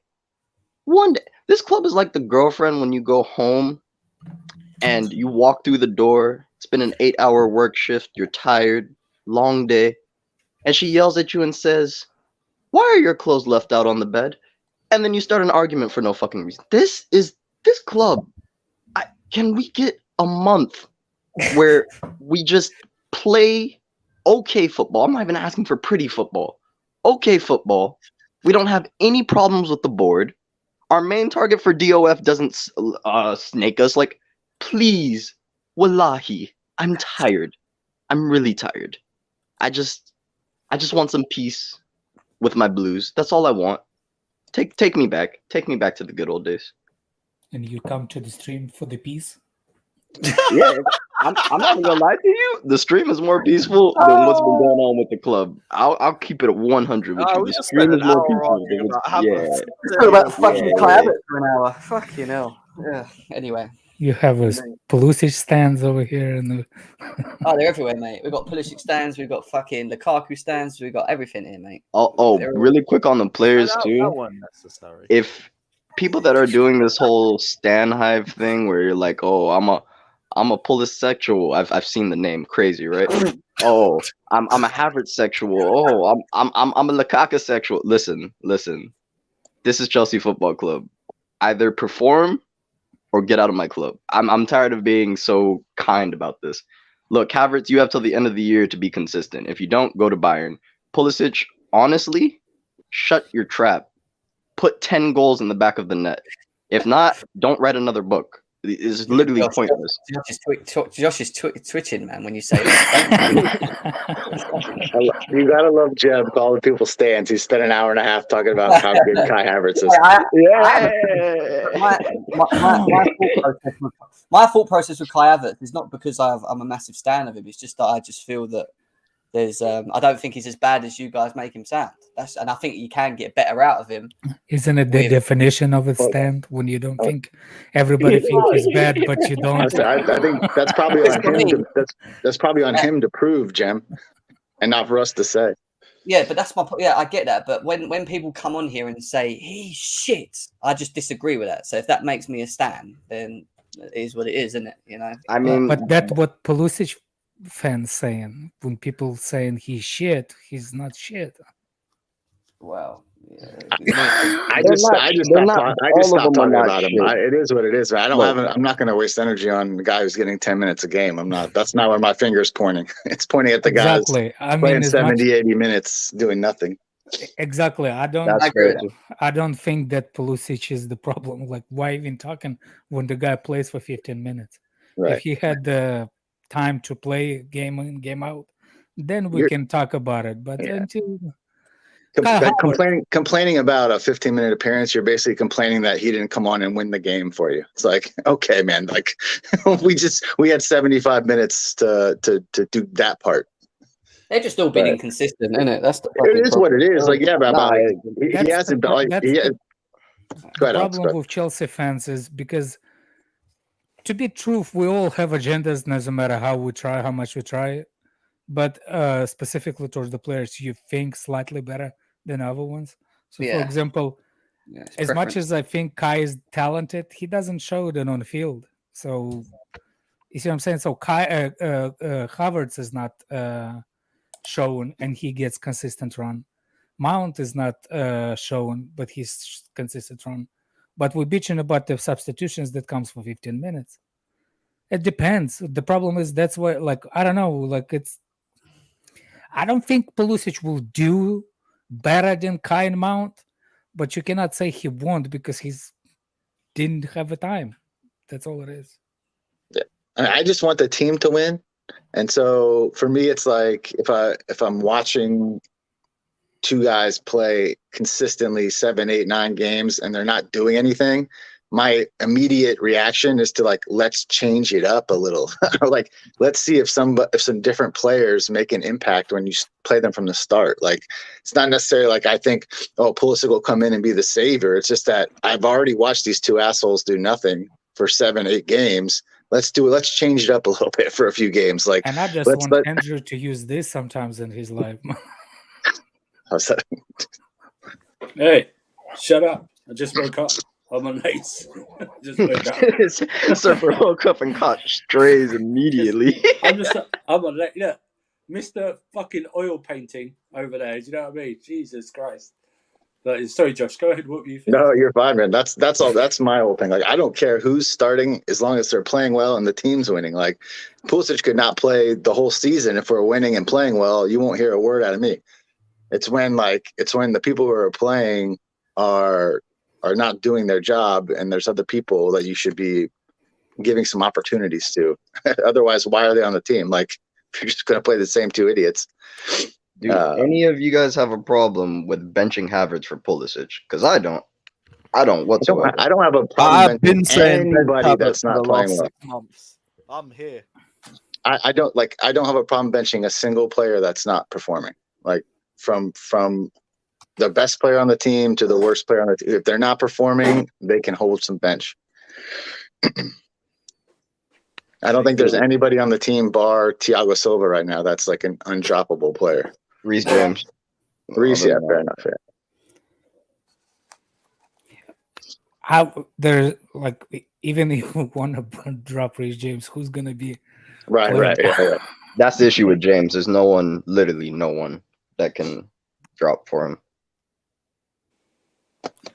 I don't know. Patron's gonna say something. No. So we're screwed this season, yeah? We've all accepted this? No, absolutely not. It's September. Hey, I like that. The faith, the hope. Like, come on. If you're there's so much football. It doesn't even feel like the season started yet, to be honest. Hopefully we've got a manager who's got some balls to drop players, like previous. Right. Yeah. Hopefully, because that's how Tuchel started, and then towards the end he stopped. Hopefully. Potter might do the same. I said hopefully. I can't say that he didn't get the a preseason because not even that. Yeah, he got the full preseason. He knows how we play on the training ground. He doesn't have no. You know what I'm saying? Like, people complaining about the preseason in December. All the way on international duty, though. He's not got that much of a preseason. You guys should have seen Potter's face when Salzburg equalized. He was literally confused, like, how did they score like that? I was like, I could tell he's like, I got a lot of work to do. Because he was like everyone else on the pitch, in the ground, watching the TV going, oh, it's all right, Thiago Silva's there, he's going to sort it out. That's what everyone thought. Everyone in that, even the Salzburg players, apart from one, thought, it's okay, there's no need to run up. That's actually the first time. Then he saw number 28 and he was like, oh, that makes sense. Okay. Now I get it. Number 6 has got it, it's fine. Everyone calm down. Probably someone even started to look away, and then oh shit, that happened. It was funny because I was watching Jorginho, who literally got back in time, ball watching Thiago Silva, because he's like, yeah, Silva's gonna get it. Silva doesn't get it, and you know the story from there. It's wild.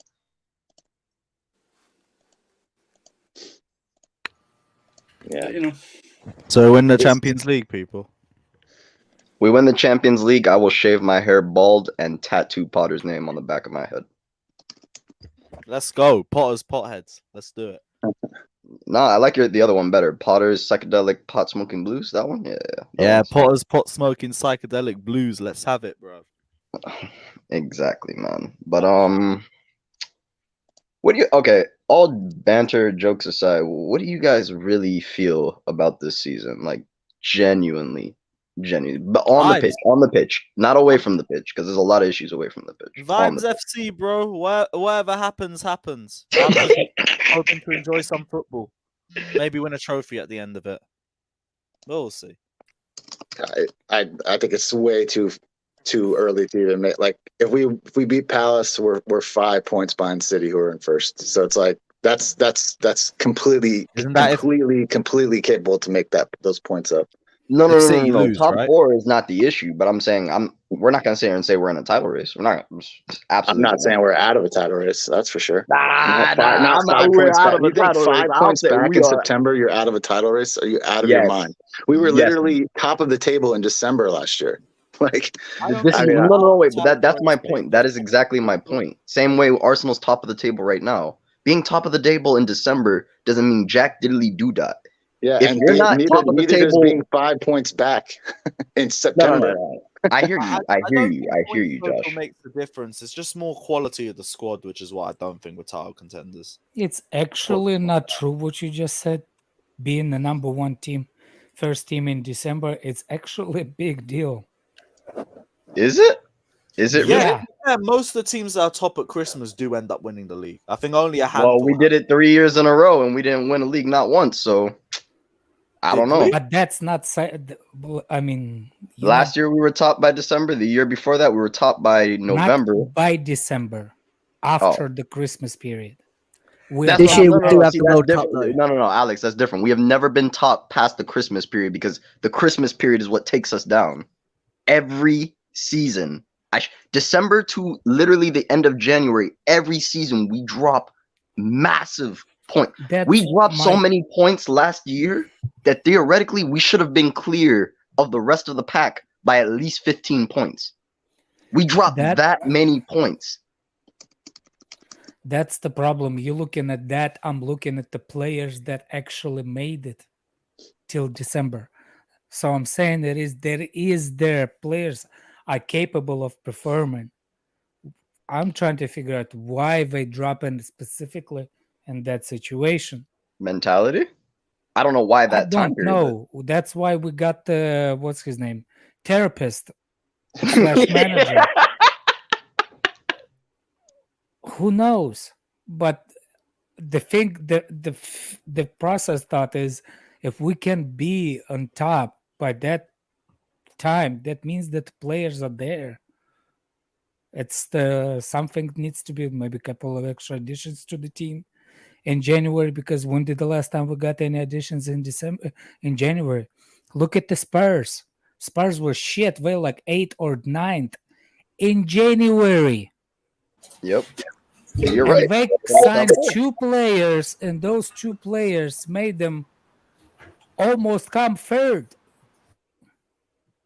Yeah, that's why you won't catch me saying anything about being out of any kind of race right now. Exactly. Like, this is such an imbecile argument talking about the title in the September.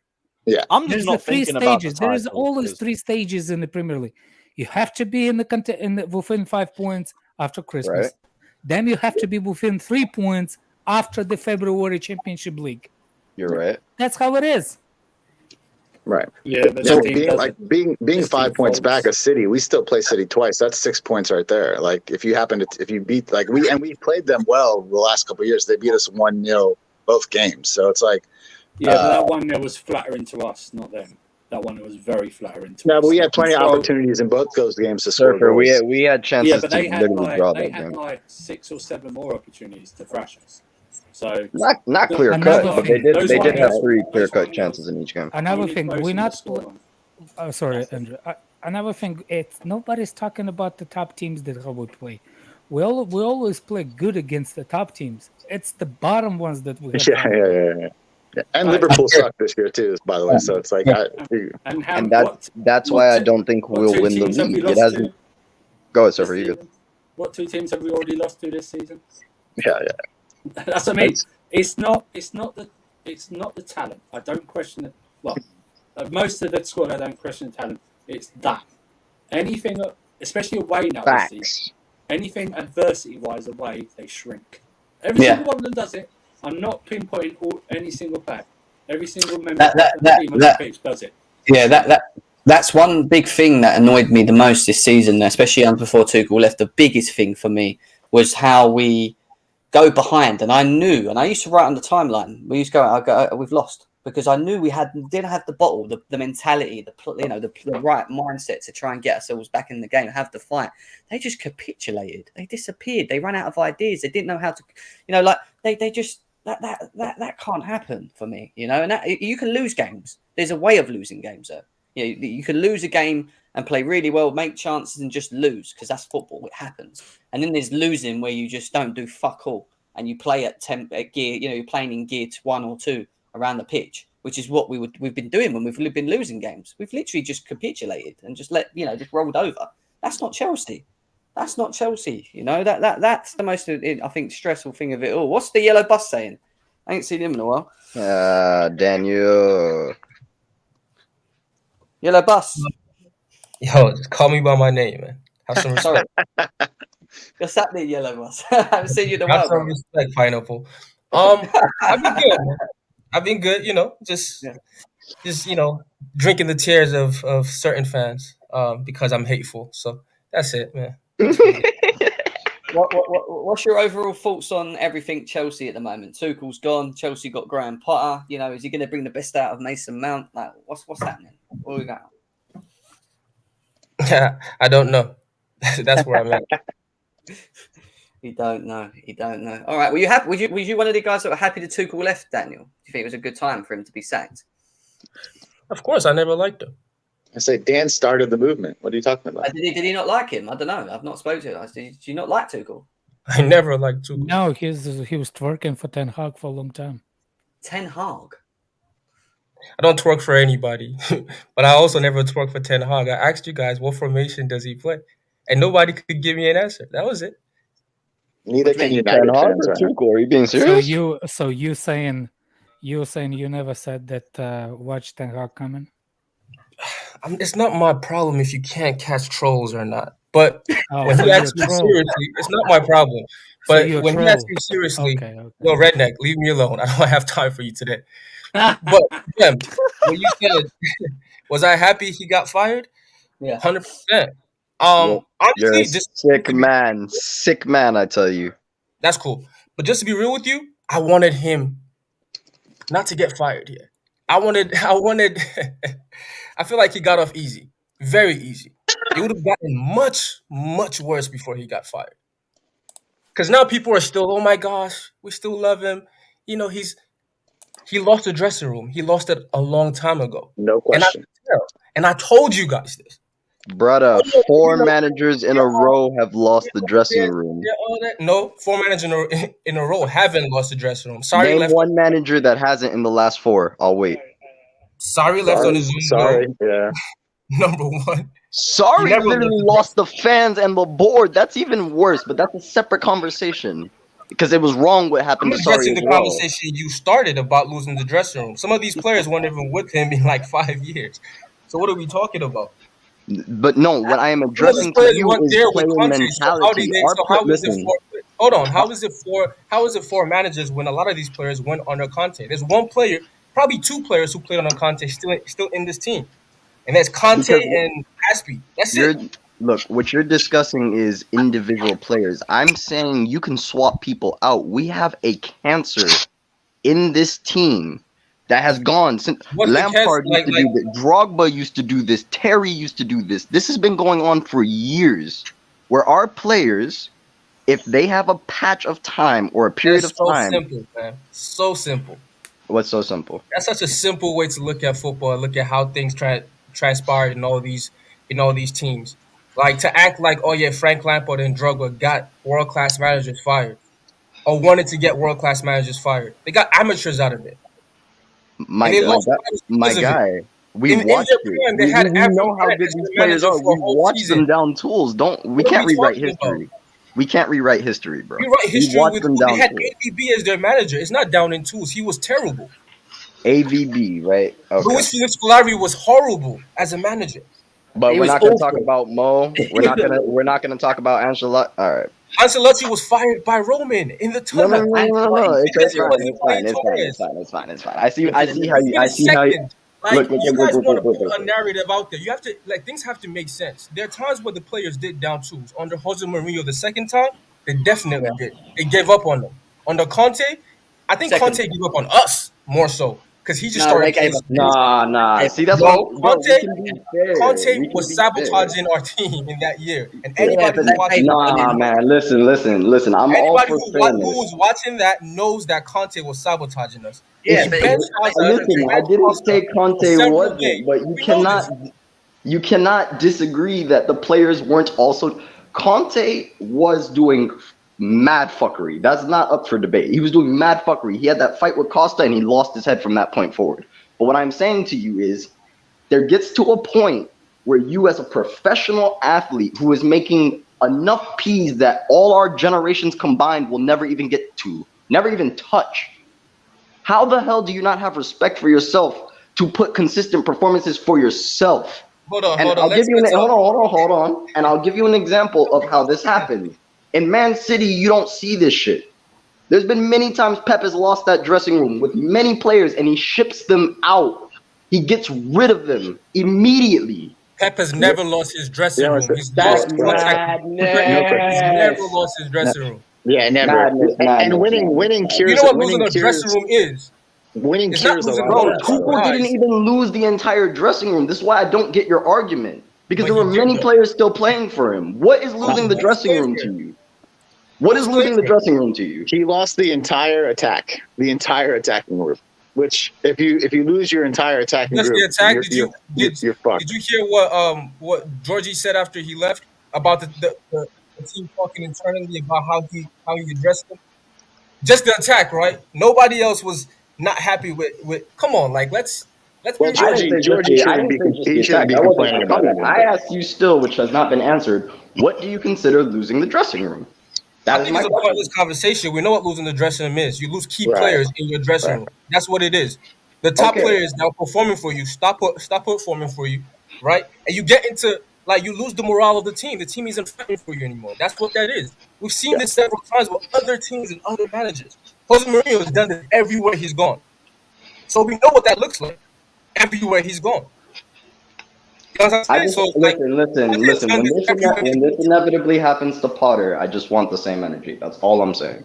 Because every time people keep doing this, it's a different manager. It's their manager, so they want to go, oh, it's not going to happen with this guy. People were saying it about Tuchel. People said it about Lampard. People said it all the way back in Mo's first stint. So, okay, I'm going to stay quiet. No. Don't stay quiet. Tell me, Kali King, how do we solve this virus?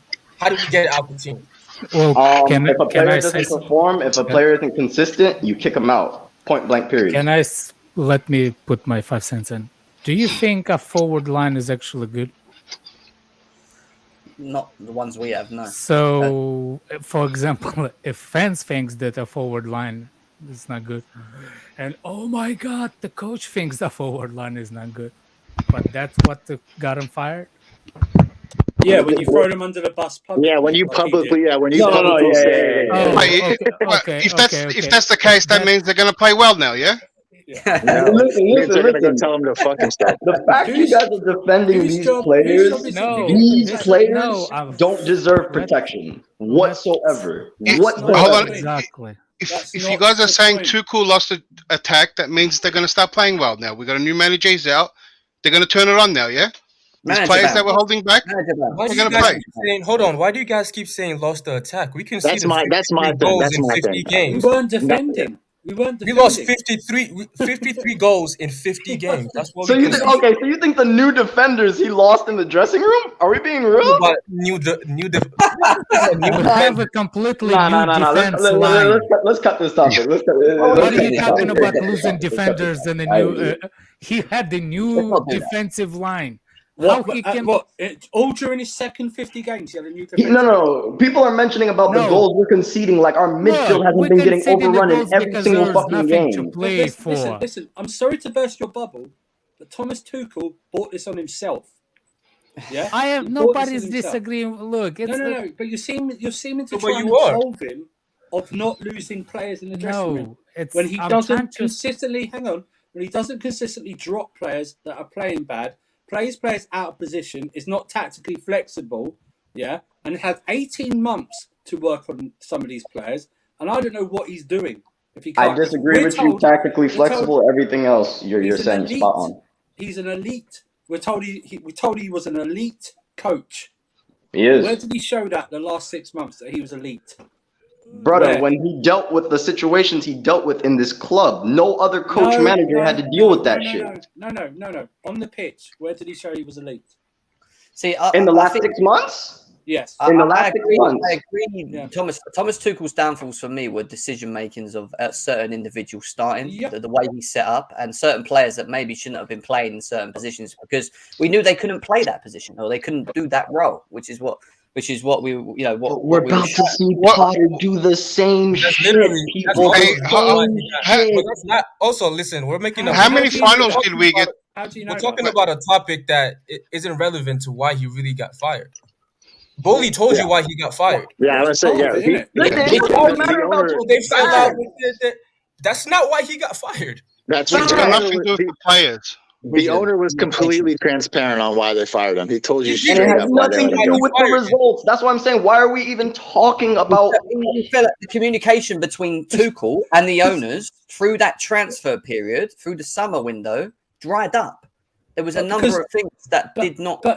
And that is on Tuchel. I cannot lie. That is on Tuchel. But that is a different conversation from what we are having. We can still acknowledge under Tuchel we were playing the worst football I've ever seen under Roman Abramovich. The worst. Nah, that's true. Listen, I agree. It was awful. It definitely was awful, but it's not the worst. It's worse. I had to watch AVB. I had to Thank watch you, Scolari. AVB and Scolari. Do you remember? Nah. Scolari was fun for the first 12 games, but I'll tell you that. 12 games. Wow. He was only there for like 22 games. Even Conte towards the end was Even bad. Conte towards the end. Even what's his name after we won the championship because of Di Matteo. Di Matteo was like, oh my god, Di Matteo was. Tuchel has some of the worst records in the league as a Chelsea manager. Are you serious? He also has some of the best though. Surfer. I'm telling you right now, you're going too far, bro. This isn't Lampard, bro. Put some respect on Tuchel's name, dog. Guys, I know what this is. You're still blinded by his Champions League run. It's not about the Champions League run. It is. I'll literally tell you what it is. I'll literally tell you what it is. 100 game in charge. What was his percentage? Winning percentage? Actually answer that for me, Surfer. What was his percentage? Tell me what his final percentage was for Chelsea. I didn't give a fuck. Where did we finish? Now we don't give a fuck, right? Now we don't give a fuck, right? I see how it goes. Stop. 100 games in charge. About 30 of them were in cups. We did very well in cups. Yeah, but in the league, we made so many finals on players we said weren't good enough. We've been complaining about this whole team that they're not good enough, and he's managed to get us to all these finals and wins and all that. And now we're going to get a whole new team apparently, right? To now actually work on. Oh, you're talking about the Champions League, right? No, I'm talking about every other finals. The other finals we're getting to every year and still losing. Yeah, but we still got that. Are you serious? On a team that we said wasn't good enough, right? No, we lost FA Cup finals. Goal 3 in a row. We went to like 3 FA Cup finals in a row and lost them. Hey, when you talk about finals, you're gonna blame your boy, Daniel. Blame your boy. We talk about finals and you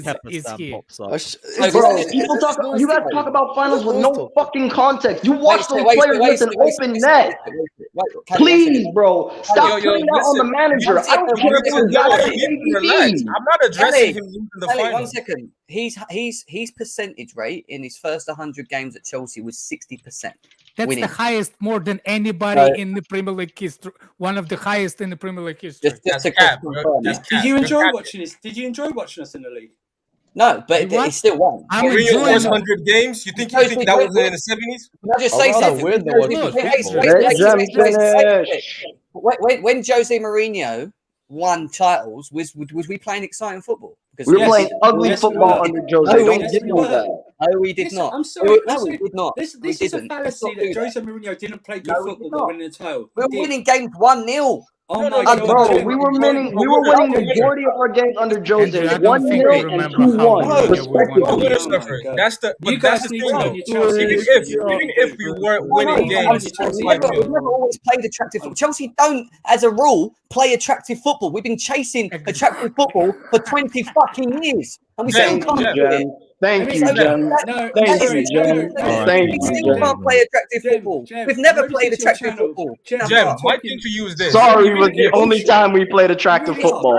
We've not played fucking attractive football for 20 years. We had Roman Abramovich chasing it with fucking different managers, and we still couldn't do it because we didn't have the players to do it. We had John Terry. You're not listening whatsoever. We played exceptional. Jem locked in there. I feel you. The whole world called Chelsea counter-attacking team. The whole world called First of all, that was Jose Mourinho's style, was not conceding goals, and that's what he did. We go 1-0 up. Hold on, it wasn't. The first 2 seasons. Hold on. If we go 1-0 up, we're not conceding a single goal. Tuchel did that too in the first 70 games. What is your point? Can I finish my point? Yeah, one at a time. Finish. There's too many. Honestly, you guys need to learn your history. You really do. And Daniel Studios, you need to mute your mic. I just shared it, Chiz. If you listen, it's not hard. My point is this. Back then, we would, it wasn't great, but we were also we conceded 15 goals in the fucking league. We were the best defensive team in the entire league. Last season, we went into halftime, not in any game, down. Either we were 1-0 up or it was 0-0. What happened in all those games?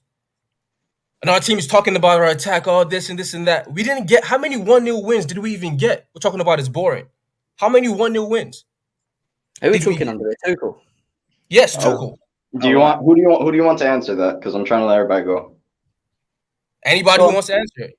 What are you talking about? I'll go first. I already heard him. Let me explain it like this. First, to serve for comment on learning. Let's not compare Jose Mourinho's time. I'm not. Because there was a solidified fact that we're the best defensive team in the world.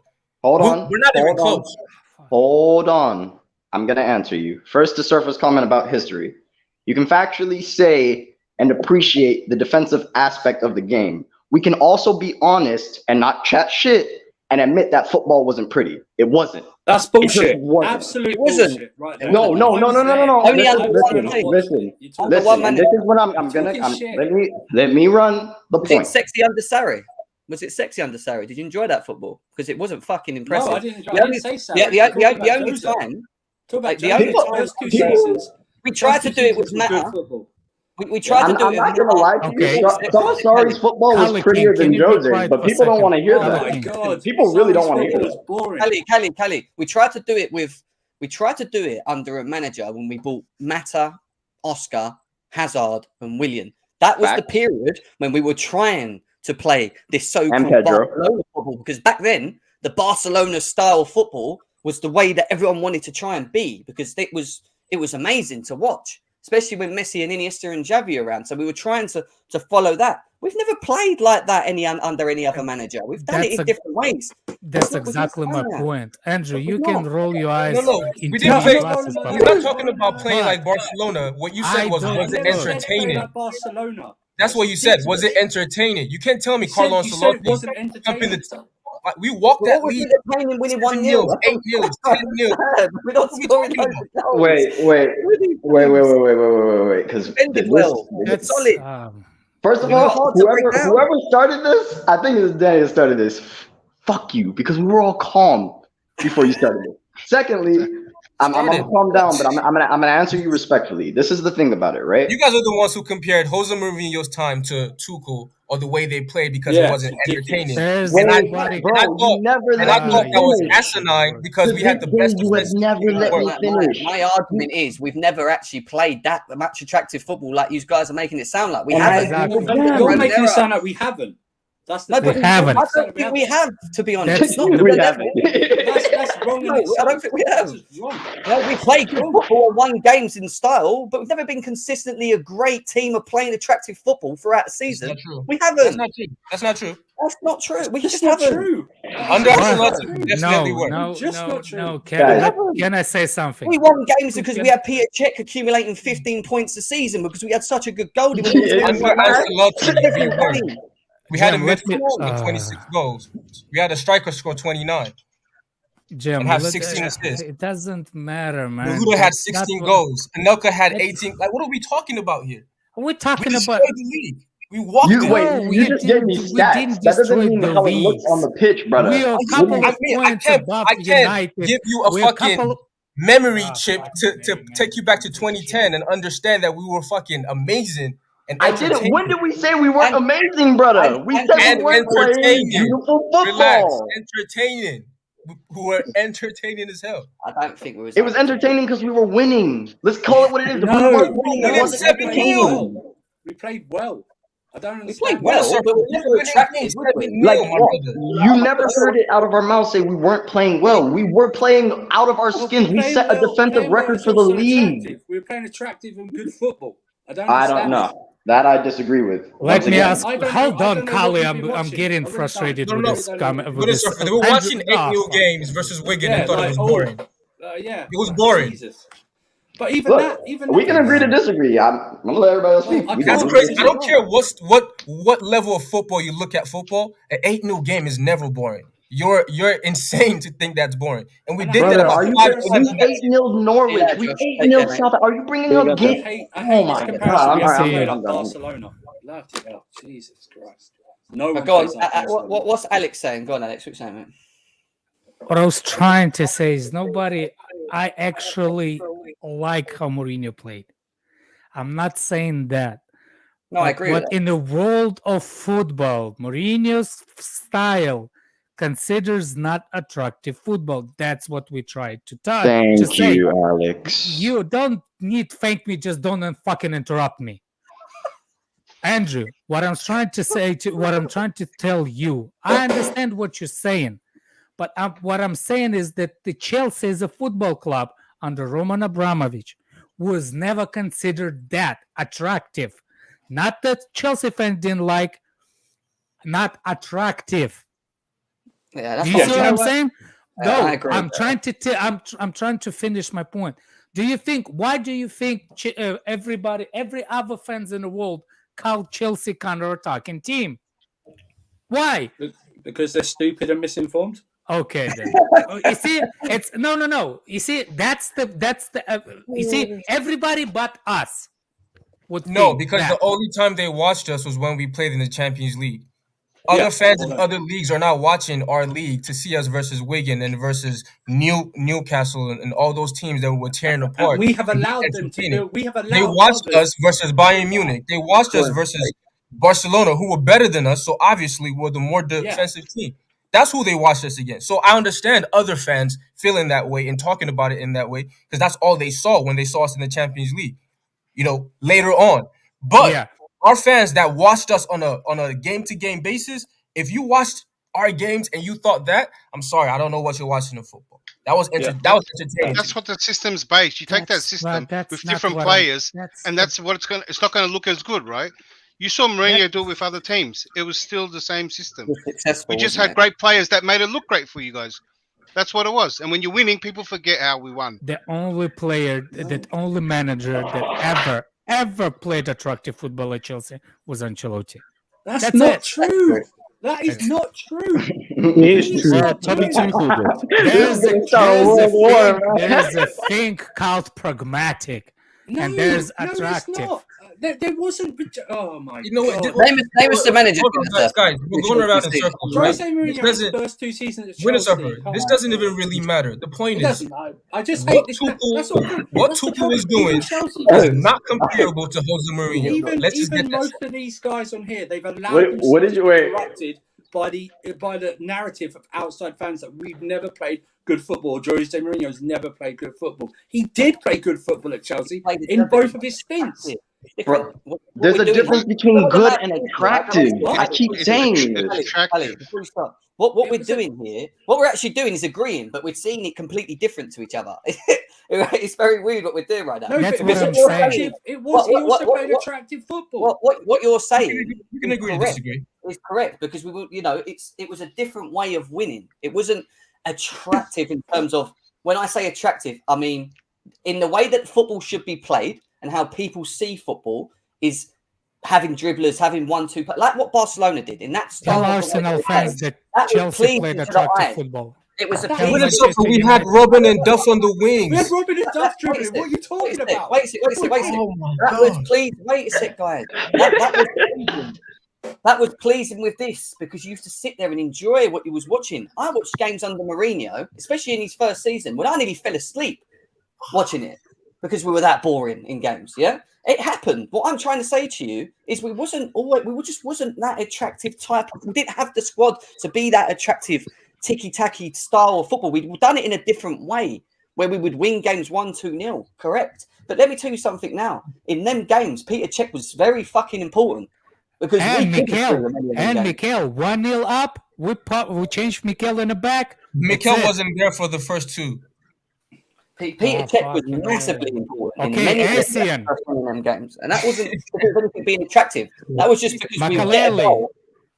When we got Robin fit, we blasted. That's when we won the title. We blasted the league away, winning 4-3-0 for about 8 games in a row, something like that. We played some of the best football I've ever seen at Stamford Bridge. It was attractive, and we scored the goals. Was that attractiveness against Man United, against Liverpool's? That's against my Barcelona? point. Did we maintain that across the season? Across the season, that's attractiveness went. You guys don't remember our games versus Manchester United? Why? I do remember. We're talking about single games. Those were some of the most entertaining games ever. Yeah. We did have games where it was good to watch, but it wasn't consistent. We wasn't that consistent. It was very, the only time it wasn't consistent was when we played, and it's even later on, because when we played them early on in 04-05, the game with the Ronaldinho game, the Lampard, those are entertaining games. The only time we were boring was when we faced them in 09 and 12. Brother, do you remember 04, 05 correctly? 05, we were playing Liverpool. How old are you? How old was I when? How old were you in 03, 04? Because I'm being honest, I was 7. I don't remember that accurately. I watched it, but I just don't remember it accurately. I just want to see. I was 4 to 5 years old. Exactly. So people talk about 03, 04 like you can consciously remember how it was going. Let's be honest. Right after Chelsea won the Prem, I was born. I was 12. So you don't remember Lampard's only penalty in a 1-0 win against United? Tim Pot. Fucking Tim Pot. Can't be on. 03, 04. Talk about 04, 05 and 05, 06. If you weren't at least 12, 13, or 14 during those times, then I don't know what to tell you. Well, let's do the math, right? 27. Oh, those games where we smashed Liverpool home and away and smashed Man United. Yeah, I know, just those games. I know Alex was asking. And when we destroyed Arsenal away as well. Yeah, we're talking about single games again, aren't we? We go around and Alex, they said. I mean, you can put the record up if you want to. Games against Man United. That's what they said. I didn't say that, but I heard. No, Alex did. So I will say 04, 05 Chelsea. We had a rivalry with Liverpool so strong. Every single game, every single year in the Champions League, we faced them. In the league, it was back and what are we talking about here? Like, it wasn't entertaining. That's the part. It wasn't. Nobody was Barcelona. I'm not sure. You keep saying entertaining, and a lot of people are agreeing with you. It's not about entertainment. We're talking about the tiki-taka, the attractive football, the football Arsenal are playing right now, that I hate to even say that. That's just play balls. Arsenal? That's not tiki-taki football. No, I didn't say Arsenal are playing tiki-taka football. I'm saying they're playing attractive football. Don't act like you guys are idiots. Don't act like you're idiots. Attractive? So that's, if you're telling me would you rather play Arsenal's football right now or ours? Tell me right now. Tell me, because I'm tired of you guys capping. Stop capping. Look, I got a cap on. Stop capping. Please. No reason. Ours when? The 1 game under Potter or the fucking 20 games under Tuchel? Or 100 games under Tuchel? Yeah, bro, before the 20 games under Tuchel, we were demolishing teams. What are you talking about? What are you talking about? What are you talking about? Oh my god! Hey, all right, no. Look, I'm gonna be quiet. I'm gonna be quiet, and I'm gonna pull up the entire record in the league. Just give me one moment. Just give me one moment. The biggest factor you guys have left out is players, right? The system is not is more pragmatic, and it can be boring, not attractive, right? And the players make it attractive. You know, you see Mourinho at Tottenham, you see Mourinho at Real Madrid, you seen him at Chelsea. When he gets good players, you seen him how he was at Inter. You'll see how the style he does, right? And the players will make it. That's why. I seen Tuchel. We seen Tuchel at PSG. We seen Tuchel at Dortmund. When you saw him at Chelsea, I had the belief that once we started getting the players that were suited that he wanted, we might look better under the same what you've been watching, right?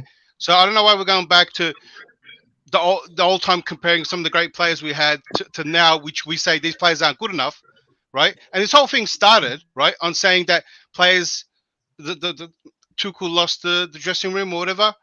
If that's the case, the evidence will come. If all the players start turning up now, then maybe that was the case. But we have got a player problem. We have got a player problem. And people say we haven't got a player problem. We have at the moment. It's the player power. It's not the player power. It's the lack of consistency in themselves to be able to perform in the Premier League. Players should be playing on the field, not writing the fucking books. I wanted to add to that. Potter is playing not far off how Tuchel was playing anyway. So if you didn't like Tuchel's way, then you're going to find Potter's way very boring too. He's had one game. But We don't know what he's going to play with this team. Why are we doing this? We have no idea. He's done some similarities at Brighton. He done in the first game. He could play the same. The point for me isn't about whether it was attractive or not attractive. Shall I tell you why? Because no one thought Tuchel was going to play this way when he first joined us. So look, no one thought that. So, Tuchel got fired not because of the football reason. It's because he's the owner. What's the owner? The owner. The owner, but the personal thing, the guy cannot.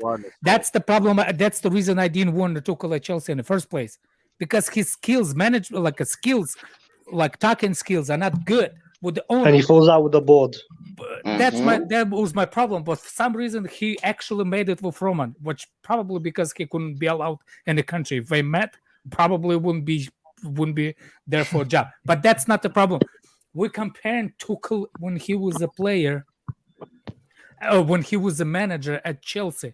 So for me to say he's done something wrong when he's a manager of the complete players is completely wrong, because I can see him doing the bits. We're not conceding a goal at all. We're playing and not conceding. At the same time, I can see the bits when we're creating so many chances, but everybody keeps missing from the 2 feet away from the goal. You see what I'm saying? On the forward line. So for me, I cannot determine how good of a manager he is, because he did what he did. He also fell off a couple of players, which was the players that are still fans think that they're horrible and shouldn't be at the club. You see what I'm saying? So I cannot judge him. I think he's right. First of all, it's not up to us. It's up to the ball. If he doesn't like him, he doesn't like him. Bye-bye, Thomas Tuchel. I'm not going to be crying about it. And we need a step away from Thomas Tuchel. But the reason why I actually upset about people talking about Tuchel, we're freaking blaming the guy for the football reasons, not for why he got fired, which is nothing to do with the football reason. But we are comments saying that he got fired because of the football reason. He didn't get fired for the football reasons. He got fired for the personal reasons, because the way he managed with the owner. But the football reasons, we actually agree, our football players are still shit on in offense.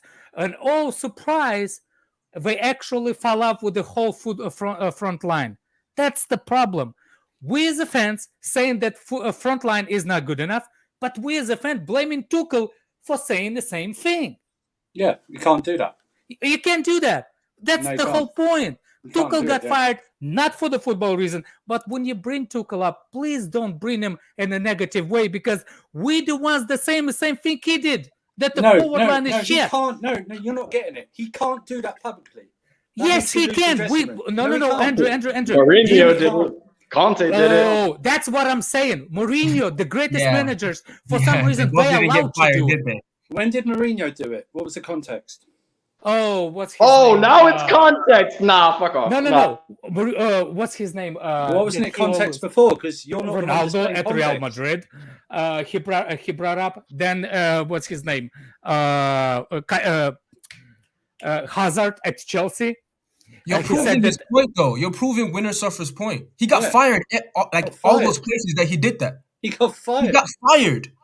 Literally, if not quicker, very soon afterwards. So Tuchel doing it doesn't make sense. It doesn't. There's no point in doing that.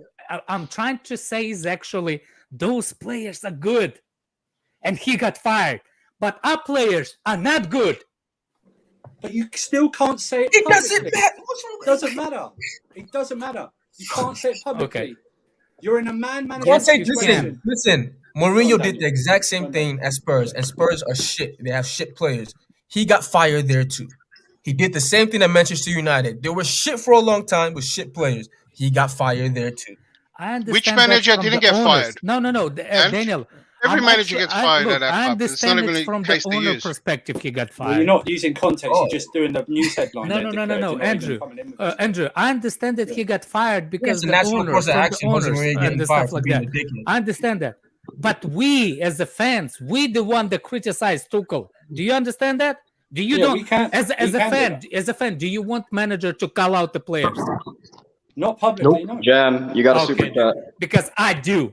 When I think Jorginho shit, and my manager says the Jorginho shit, I will do that. I will Havertz. Then say goodbye to your manager afterwards because he's gone. Wait, really quick, Surfer. So I'm saying as a fan and as an owner. Do you think? Hold on. Do you think players aren't like even players that you hate? Do you think they're not human? And like okay, they don't that's a separate conversation. Hold on. Calm down, robots. Do you think like they don't?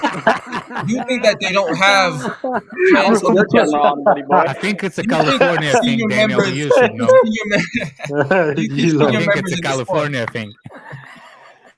Do you think senior members in the squad are going to be okay, even if everybody knows he shouldn't play, whatever? Okay, with you publicly coming out and berating Georgie and saying, "Oh, he's terrible. He's the reason why this and this and that." That you've been idiot to even do that. Why would you do that? Lampard didn't do publicly. He just put him on a bench. How well did that help him? Yeah, well, then doing it publicly is going to help even more, right? Does that make sense to you? Look. Are you guys under the strong impression that he lost the dressing room? Is that what you're saying? He lost not to it's the agreeing to players. disagree. The forward line. I don't even care about the dressing room thing. That's not why he got fired, so it doesn't even matter. Well, that's the after.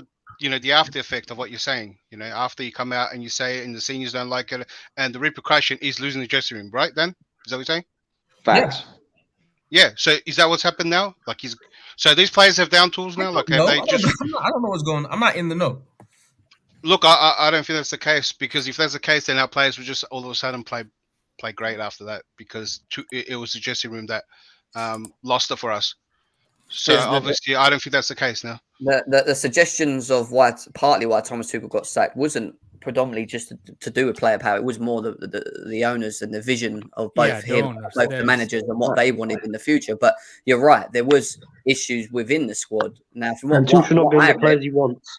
What I read was there was I wouldn't say he lost the players completely. There was a split of players where there were some that were all still down, backing him fully, this, that, and the other, and then when there was a couple on the other side of the category that just weren't on it, because there was a lack of communication between him, the players, and Tuchel. Apparently, Tuchel just completely cut communication with them and didn't even really bother with them, and that for me is an issue in terms of the man management element, because whatever manager you are coming into this football club, you're always going to have a couple of players that are not going to be happy, and it might be the way you're playing the system. It might be the way they're not getting enough game time, but it's about how they manage them, right? How they keeping them on side, talking to them, keeping them. Do you know what I mean? And if Tuchel has done that and shut the door on their faces and not bothered and just completely just fell out with them, then that was always going to be an issue. But that wasn't why he got sacked. I'm telling you now, that was not why he got sacked. Jam, there's a report. Remember the little report saying that what's his name? That he actually had the 2 meetings with the players that have complained and wanted to go out of the club, and he had the meeting with the other players that was fine with everything. Yeah, just split too. Yeah. So he splitted that. So if that's true, that's another thing you shouldn't have done it as the manager. Yeah, I agree. So it's kind of like because what it is the meeting itself. It's not the problem. The problem was at the end of the summer, he still had the players that on the list to go out, but we're still in his team. And all of a sudden, you're like cut with pants down. So what is proven actually that Thomas Tuchel personal talking conversation with the players, with the management, it's not up to the standards that as the manager he is. You see what I'm saying? He's great as a manager, but his communication skills are lacking big kahunas. You see what I'm saying? Are you guys? I'm gonna bounce. After they leave. Respect. You see what I'm saying? Talk about how shit the players are after they leave. You still got these MFers because negativity will spread faster than positivity. The negativity, like that. Okay? Wait, Surfer. And they're all cliquey. They're all bonded together far much more than with the manager. They're social with each other. Probably in groups, talking about this, and this. And that's the problem. Andrew. Privately, do it. Publicly, you're done. Andrew, look, it's 9 of us here. We cannot get along. Exactly. What about the squad of 25, 30 people? No. But even here's what you have to understand. Even privately, right? If you want to cut somebody out and say, you know what, you're out my team, you're not good enough, and you want to berate them, that's cool. If you don't want to play them, you can't do that. You can't do that and then play them every game. You're an idiot. Yeah. You're an idiot. You can't tell somebody, berate them or say you're shit, you're not good enough. I have the same blah blah blah, and then you play them every game. What do you expect to happen? They're supposed to perform better. It was reported in the summer. He had 2 meetings with the players he wanted and the players he didn't want. He asked 7 minutes who he wants to leave, who doesn't want to leave.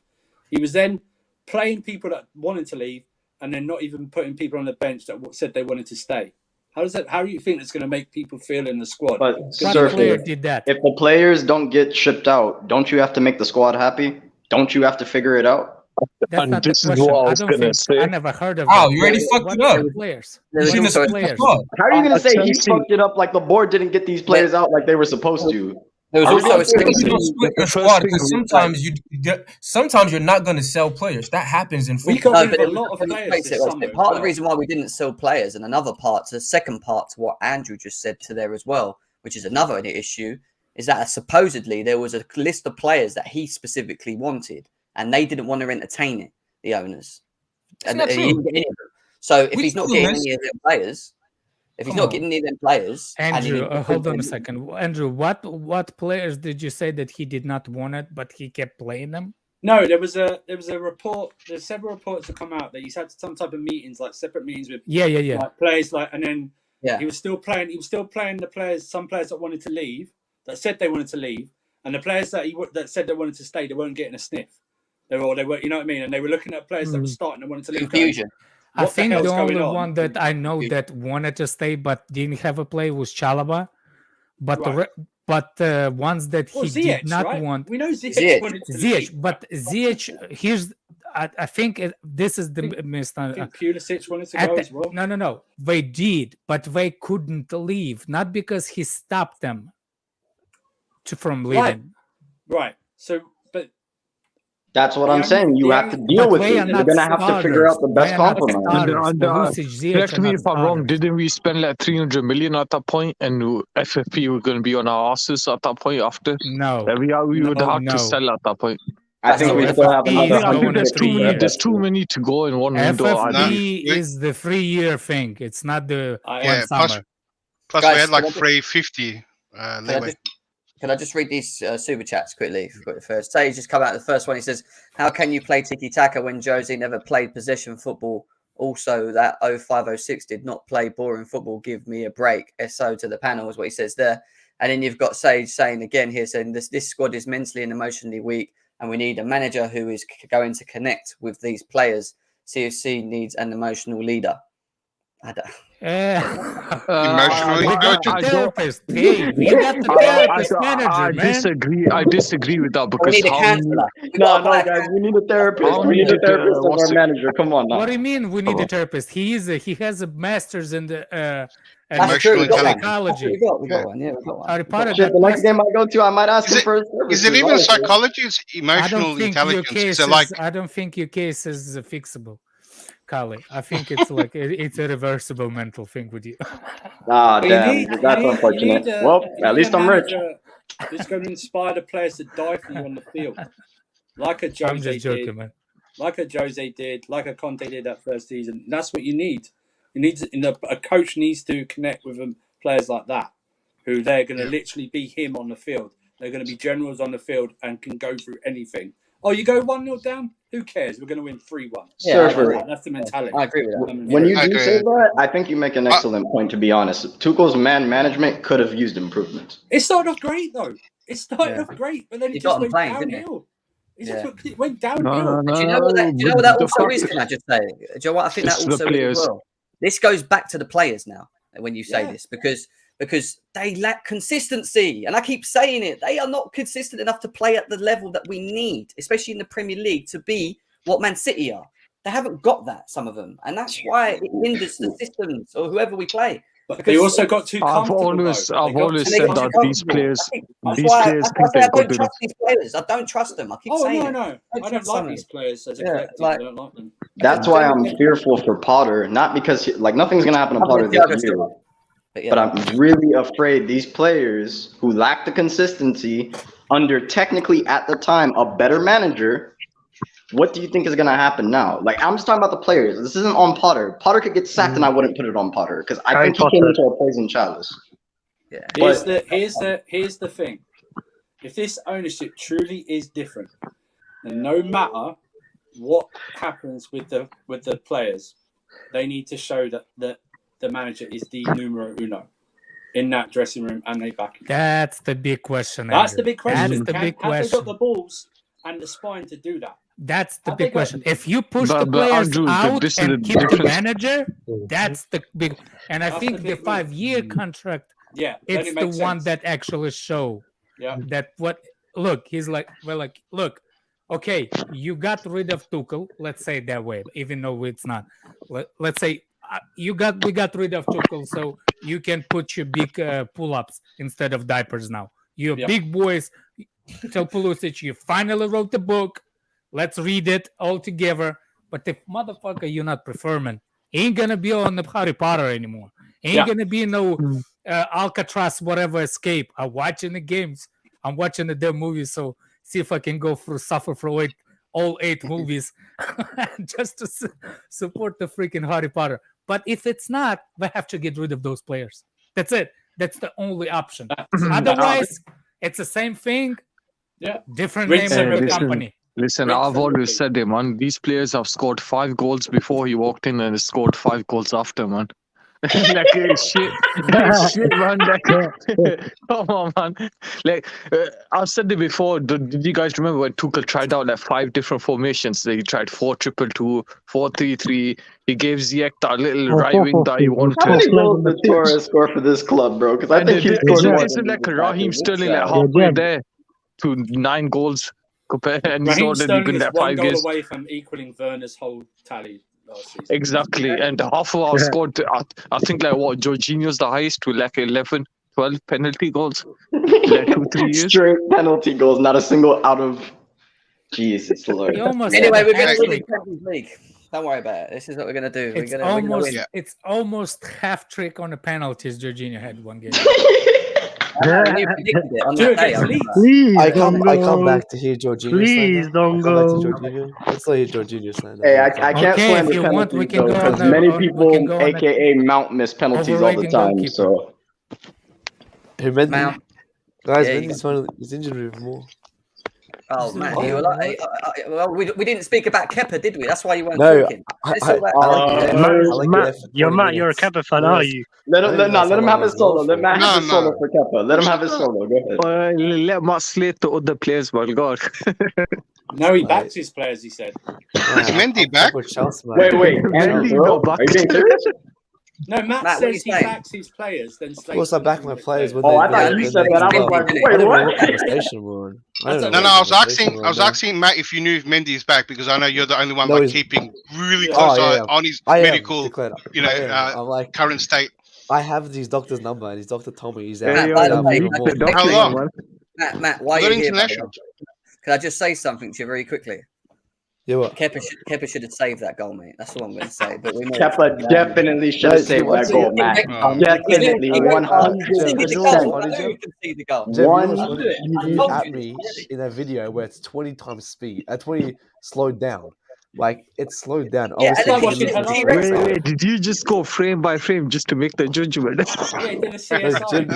Jim puts up 20 slowed down. Hey, Matt, go watch it again. It went right under Kepa. But Kepa wanted to make it look good. So it looked like a fish out of water, kicked his legs up and jumped down and missed it altogether. He flopped like a salmon. He fell in the same position he was standing. He didn't go left or right. Jim, you know why keepers do that? So even if they cop a goal, they look good. Oh, I went for it. Like it looked great. Sideways. The bad thing is though, it actually went under his. It actually went under his body. It didn't go in the corner. It actually went. It went under his elbow, quite literally. It went under his own body and went in. And his arms are too short because he's got T-Rex arms. He couldn't even reach it. He's in Dubai right now. He actually could have saved that with his feet, man. That's how kind of ball it was. All jokes aside, though, Matt, his distribution,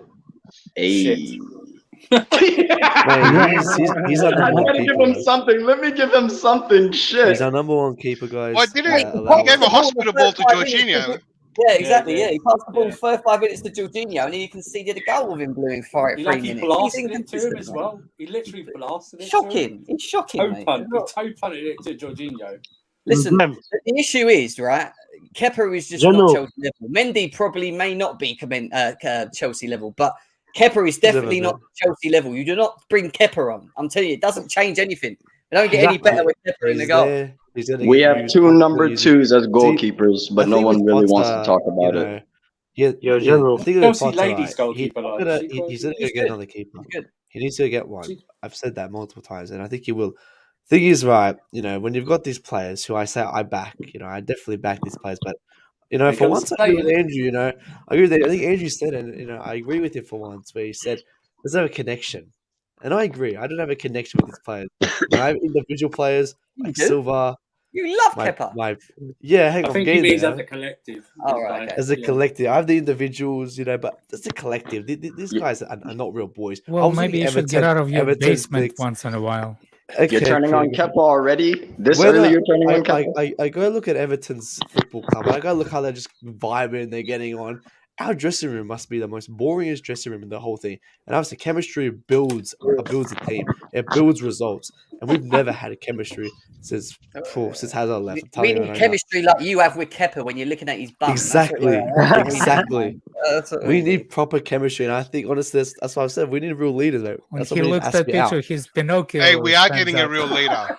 Matt, we are getting one in January. You'll get chemistry. Who?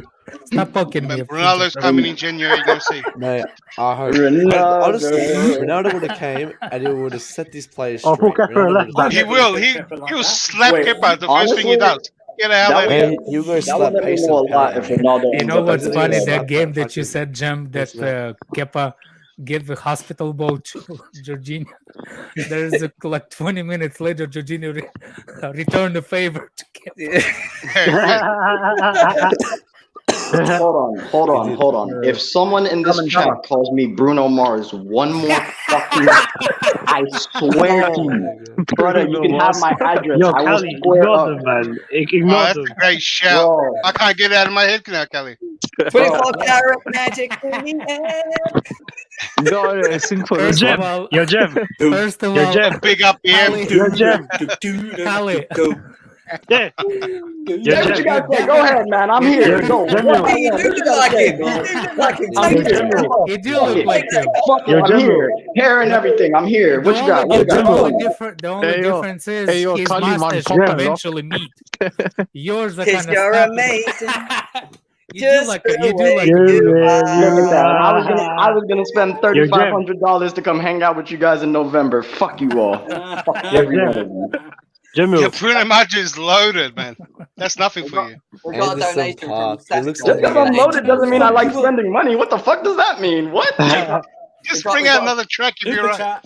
Guys, we've got a super chat. We've got a super chat from Sasko. It says, Sir Alex is the GOAT because he knew how to mix up. He knew exactly when a player is having a bad run. Coaches these days are too loyal to players. Is Sasko's fault? That's a good shout. That is a great shout. He actually chopped and changed because he even said it himself. Some of the players don't like to be here for that long, which is why he was so successful. He had got a point though. He's got a point. Power, I hear what you're saying. But the power that Sir Alex has, no manager has. It's probably Pep in that right now, but that's the power he had to be able to just say, "You're out, you're out." We've had the owner really at that time. See, that's what you need. That's what you need from your managers. Our players just take control. That's why I absolutely. But no ownership wants to give that much power to a manager. Exactly. Because he can also destroy your club. Once Sir Alex left, it's a risk. There was such a void, right, that couldn't be filled, and that's what you see him now. So that's what you get. It is from a Bowie's point, it's a risk. But you look at a fan's point, and for me personally, I would rather give a manager a lot of influence. But from an owner's point, you wouldn't want to. No, yeah, I agree. I want the manager to have full. That's how you're going to see his vision and his players. And you wouldn't want to give it over a long period of time because otherwise the whole club will get used to it. Look, if you gave it to like Sir Alex, and if there was a plan after him properly, then it can work. Say up, down. My best, what you saying? Please don't go. Please don't go. Is that all the Tuchel fanboys are feeling right now? Bro, I could care less about Tuchel. If I see my club in 5th place 3 years in a row, Yo, Jem, put me on remember you suicide. singing that song the other day? Remember? What? Please don't go. Yeah. When Lewis is doing the Christensen stream before making a move to Barcelona when he did that medical. Hey, bro, he's pulling up the receipts, Jem. Please don't go. Yeah, I said that. Yeah. Christensen left, we're all smiling. This song came out 30 years ago, remember? You have no room to talk, Jem. Your player. He's playing next to him now. They're playing next to each other, my player. Fucking hell. The song came out 30 years ago, you know. Oh, bro, he's dying now. Anyway, I think on that note, 2.5 hours in the show. Good discussion, lots to talk about. Good show. We spoke about attractive football. Bring football back. We spoke about Kepa. We spoke about Bruno Mars to my left. We spoke about Bruno Mars. Up, down. Fuck you up. Say up, down. We spoke to the yellow. Don't believe it, just watch. They've got Mappa Swivel on it. Winter Surfer as well on it today. He's on it. Yeah, Hassan, he's on it. Max probably looking at pictures of Kepa on his wall or something. Is he Dubai? He just FaceTime me. That's why I wasn't here, Jem. Wait. Let me ask Andrew something real quick. Andrew, if Potter does what you and I hear your philosophy. So if Potter does what Tuchel did, he's wrong as well, correct? Well, if he calls him out publicly, yeah. And he's got and listen, it's all about man management, right? Right. If you manage people, Be careful, my boss. That luggage about to follow me. I was thinking the same. In the end. I'm joking, Alex. I did hear you though, Andrew. I hear you on that. So we got to give it time. You can't isolate players as well. That's what cost Frank. How old is Alex? Well, it's a rubbish football. Cost him because he isolated players. Well, can't you see he's holding a gun, mate? Be careful. I hear that. Alex is actually the oldest one on the show, but I'm not saying his age. I do know it though. I think he's 16. Alex has got his rifle ready, mate. He's going out. Yo, Alex, how old are you? How old is your daddy? Hey, Alex, I'll tell you now, his dad's probably younger. It's gonna be easier for guys, me to tell save this for the backstage Jem. Cue the outro. See you later, guys. Take care. I'll be back. I'll be back, but I'm going away Tuesday for 10 days. I'll be back before that anyway. We'll do a stream anyway. Alex, man, don't get too rude, man. Don't get too rude. I'm getting married on Saturday, guys. Fuck's sake. Yeah, that's right. Congrats, Jem. Wait, what? You're already married. Wait, what? Yeah, I thought you were already married. I thought you were already married. Hold on a second. Let me rewind because that's confused you. Just fucking it. I can see it. You're already married. Jem, you'll get clipped up, bro. Please tell me get more than one wife, man. I know you're Turkish. You're allowed to have a couple of wives. Yeah. I've got 3 wives. I'm getting married to my 2nd wife. Yes. Polygamy. Hey, I see you, brother. I see you. Twice the nagging. Jesus. Who's the lucky on that note? Who's the lucky man, Jem? Boys, Jem just cue the outro. Yo, Jem. Matt, stop complaining. You don't even know what's the smell. Hey, yo, don't give her another chance to stream, man. Just end it now. Jem. Yo, Jem. Mabba, stop saying my name. Hey, what's wrong? Yo, tell Alex to be nice to me, man. Tell Alex to be nice to me. Oh, guys, end it, man. Wait, does he own Alex? Alex isn't a grown-ass man? See you later, guys. Sorry about this. See you later.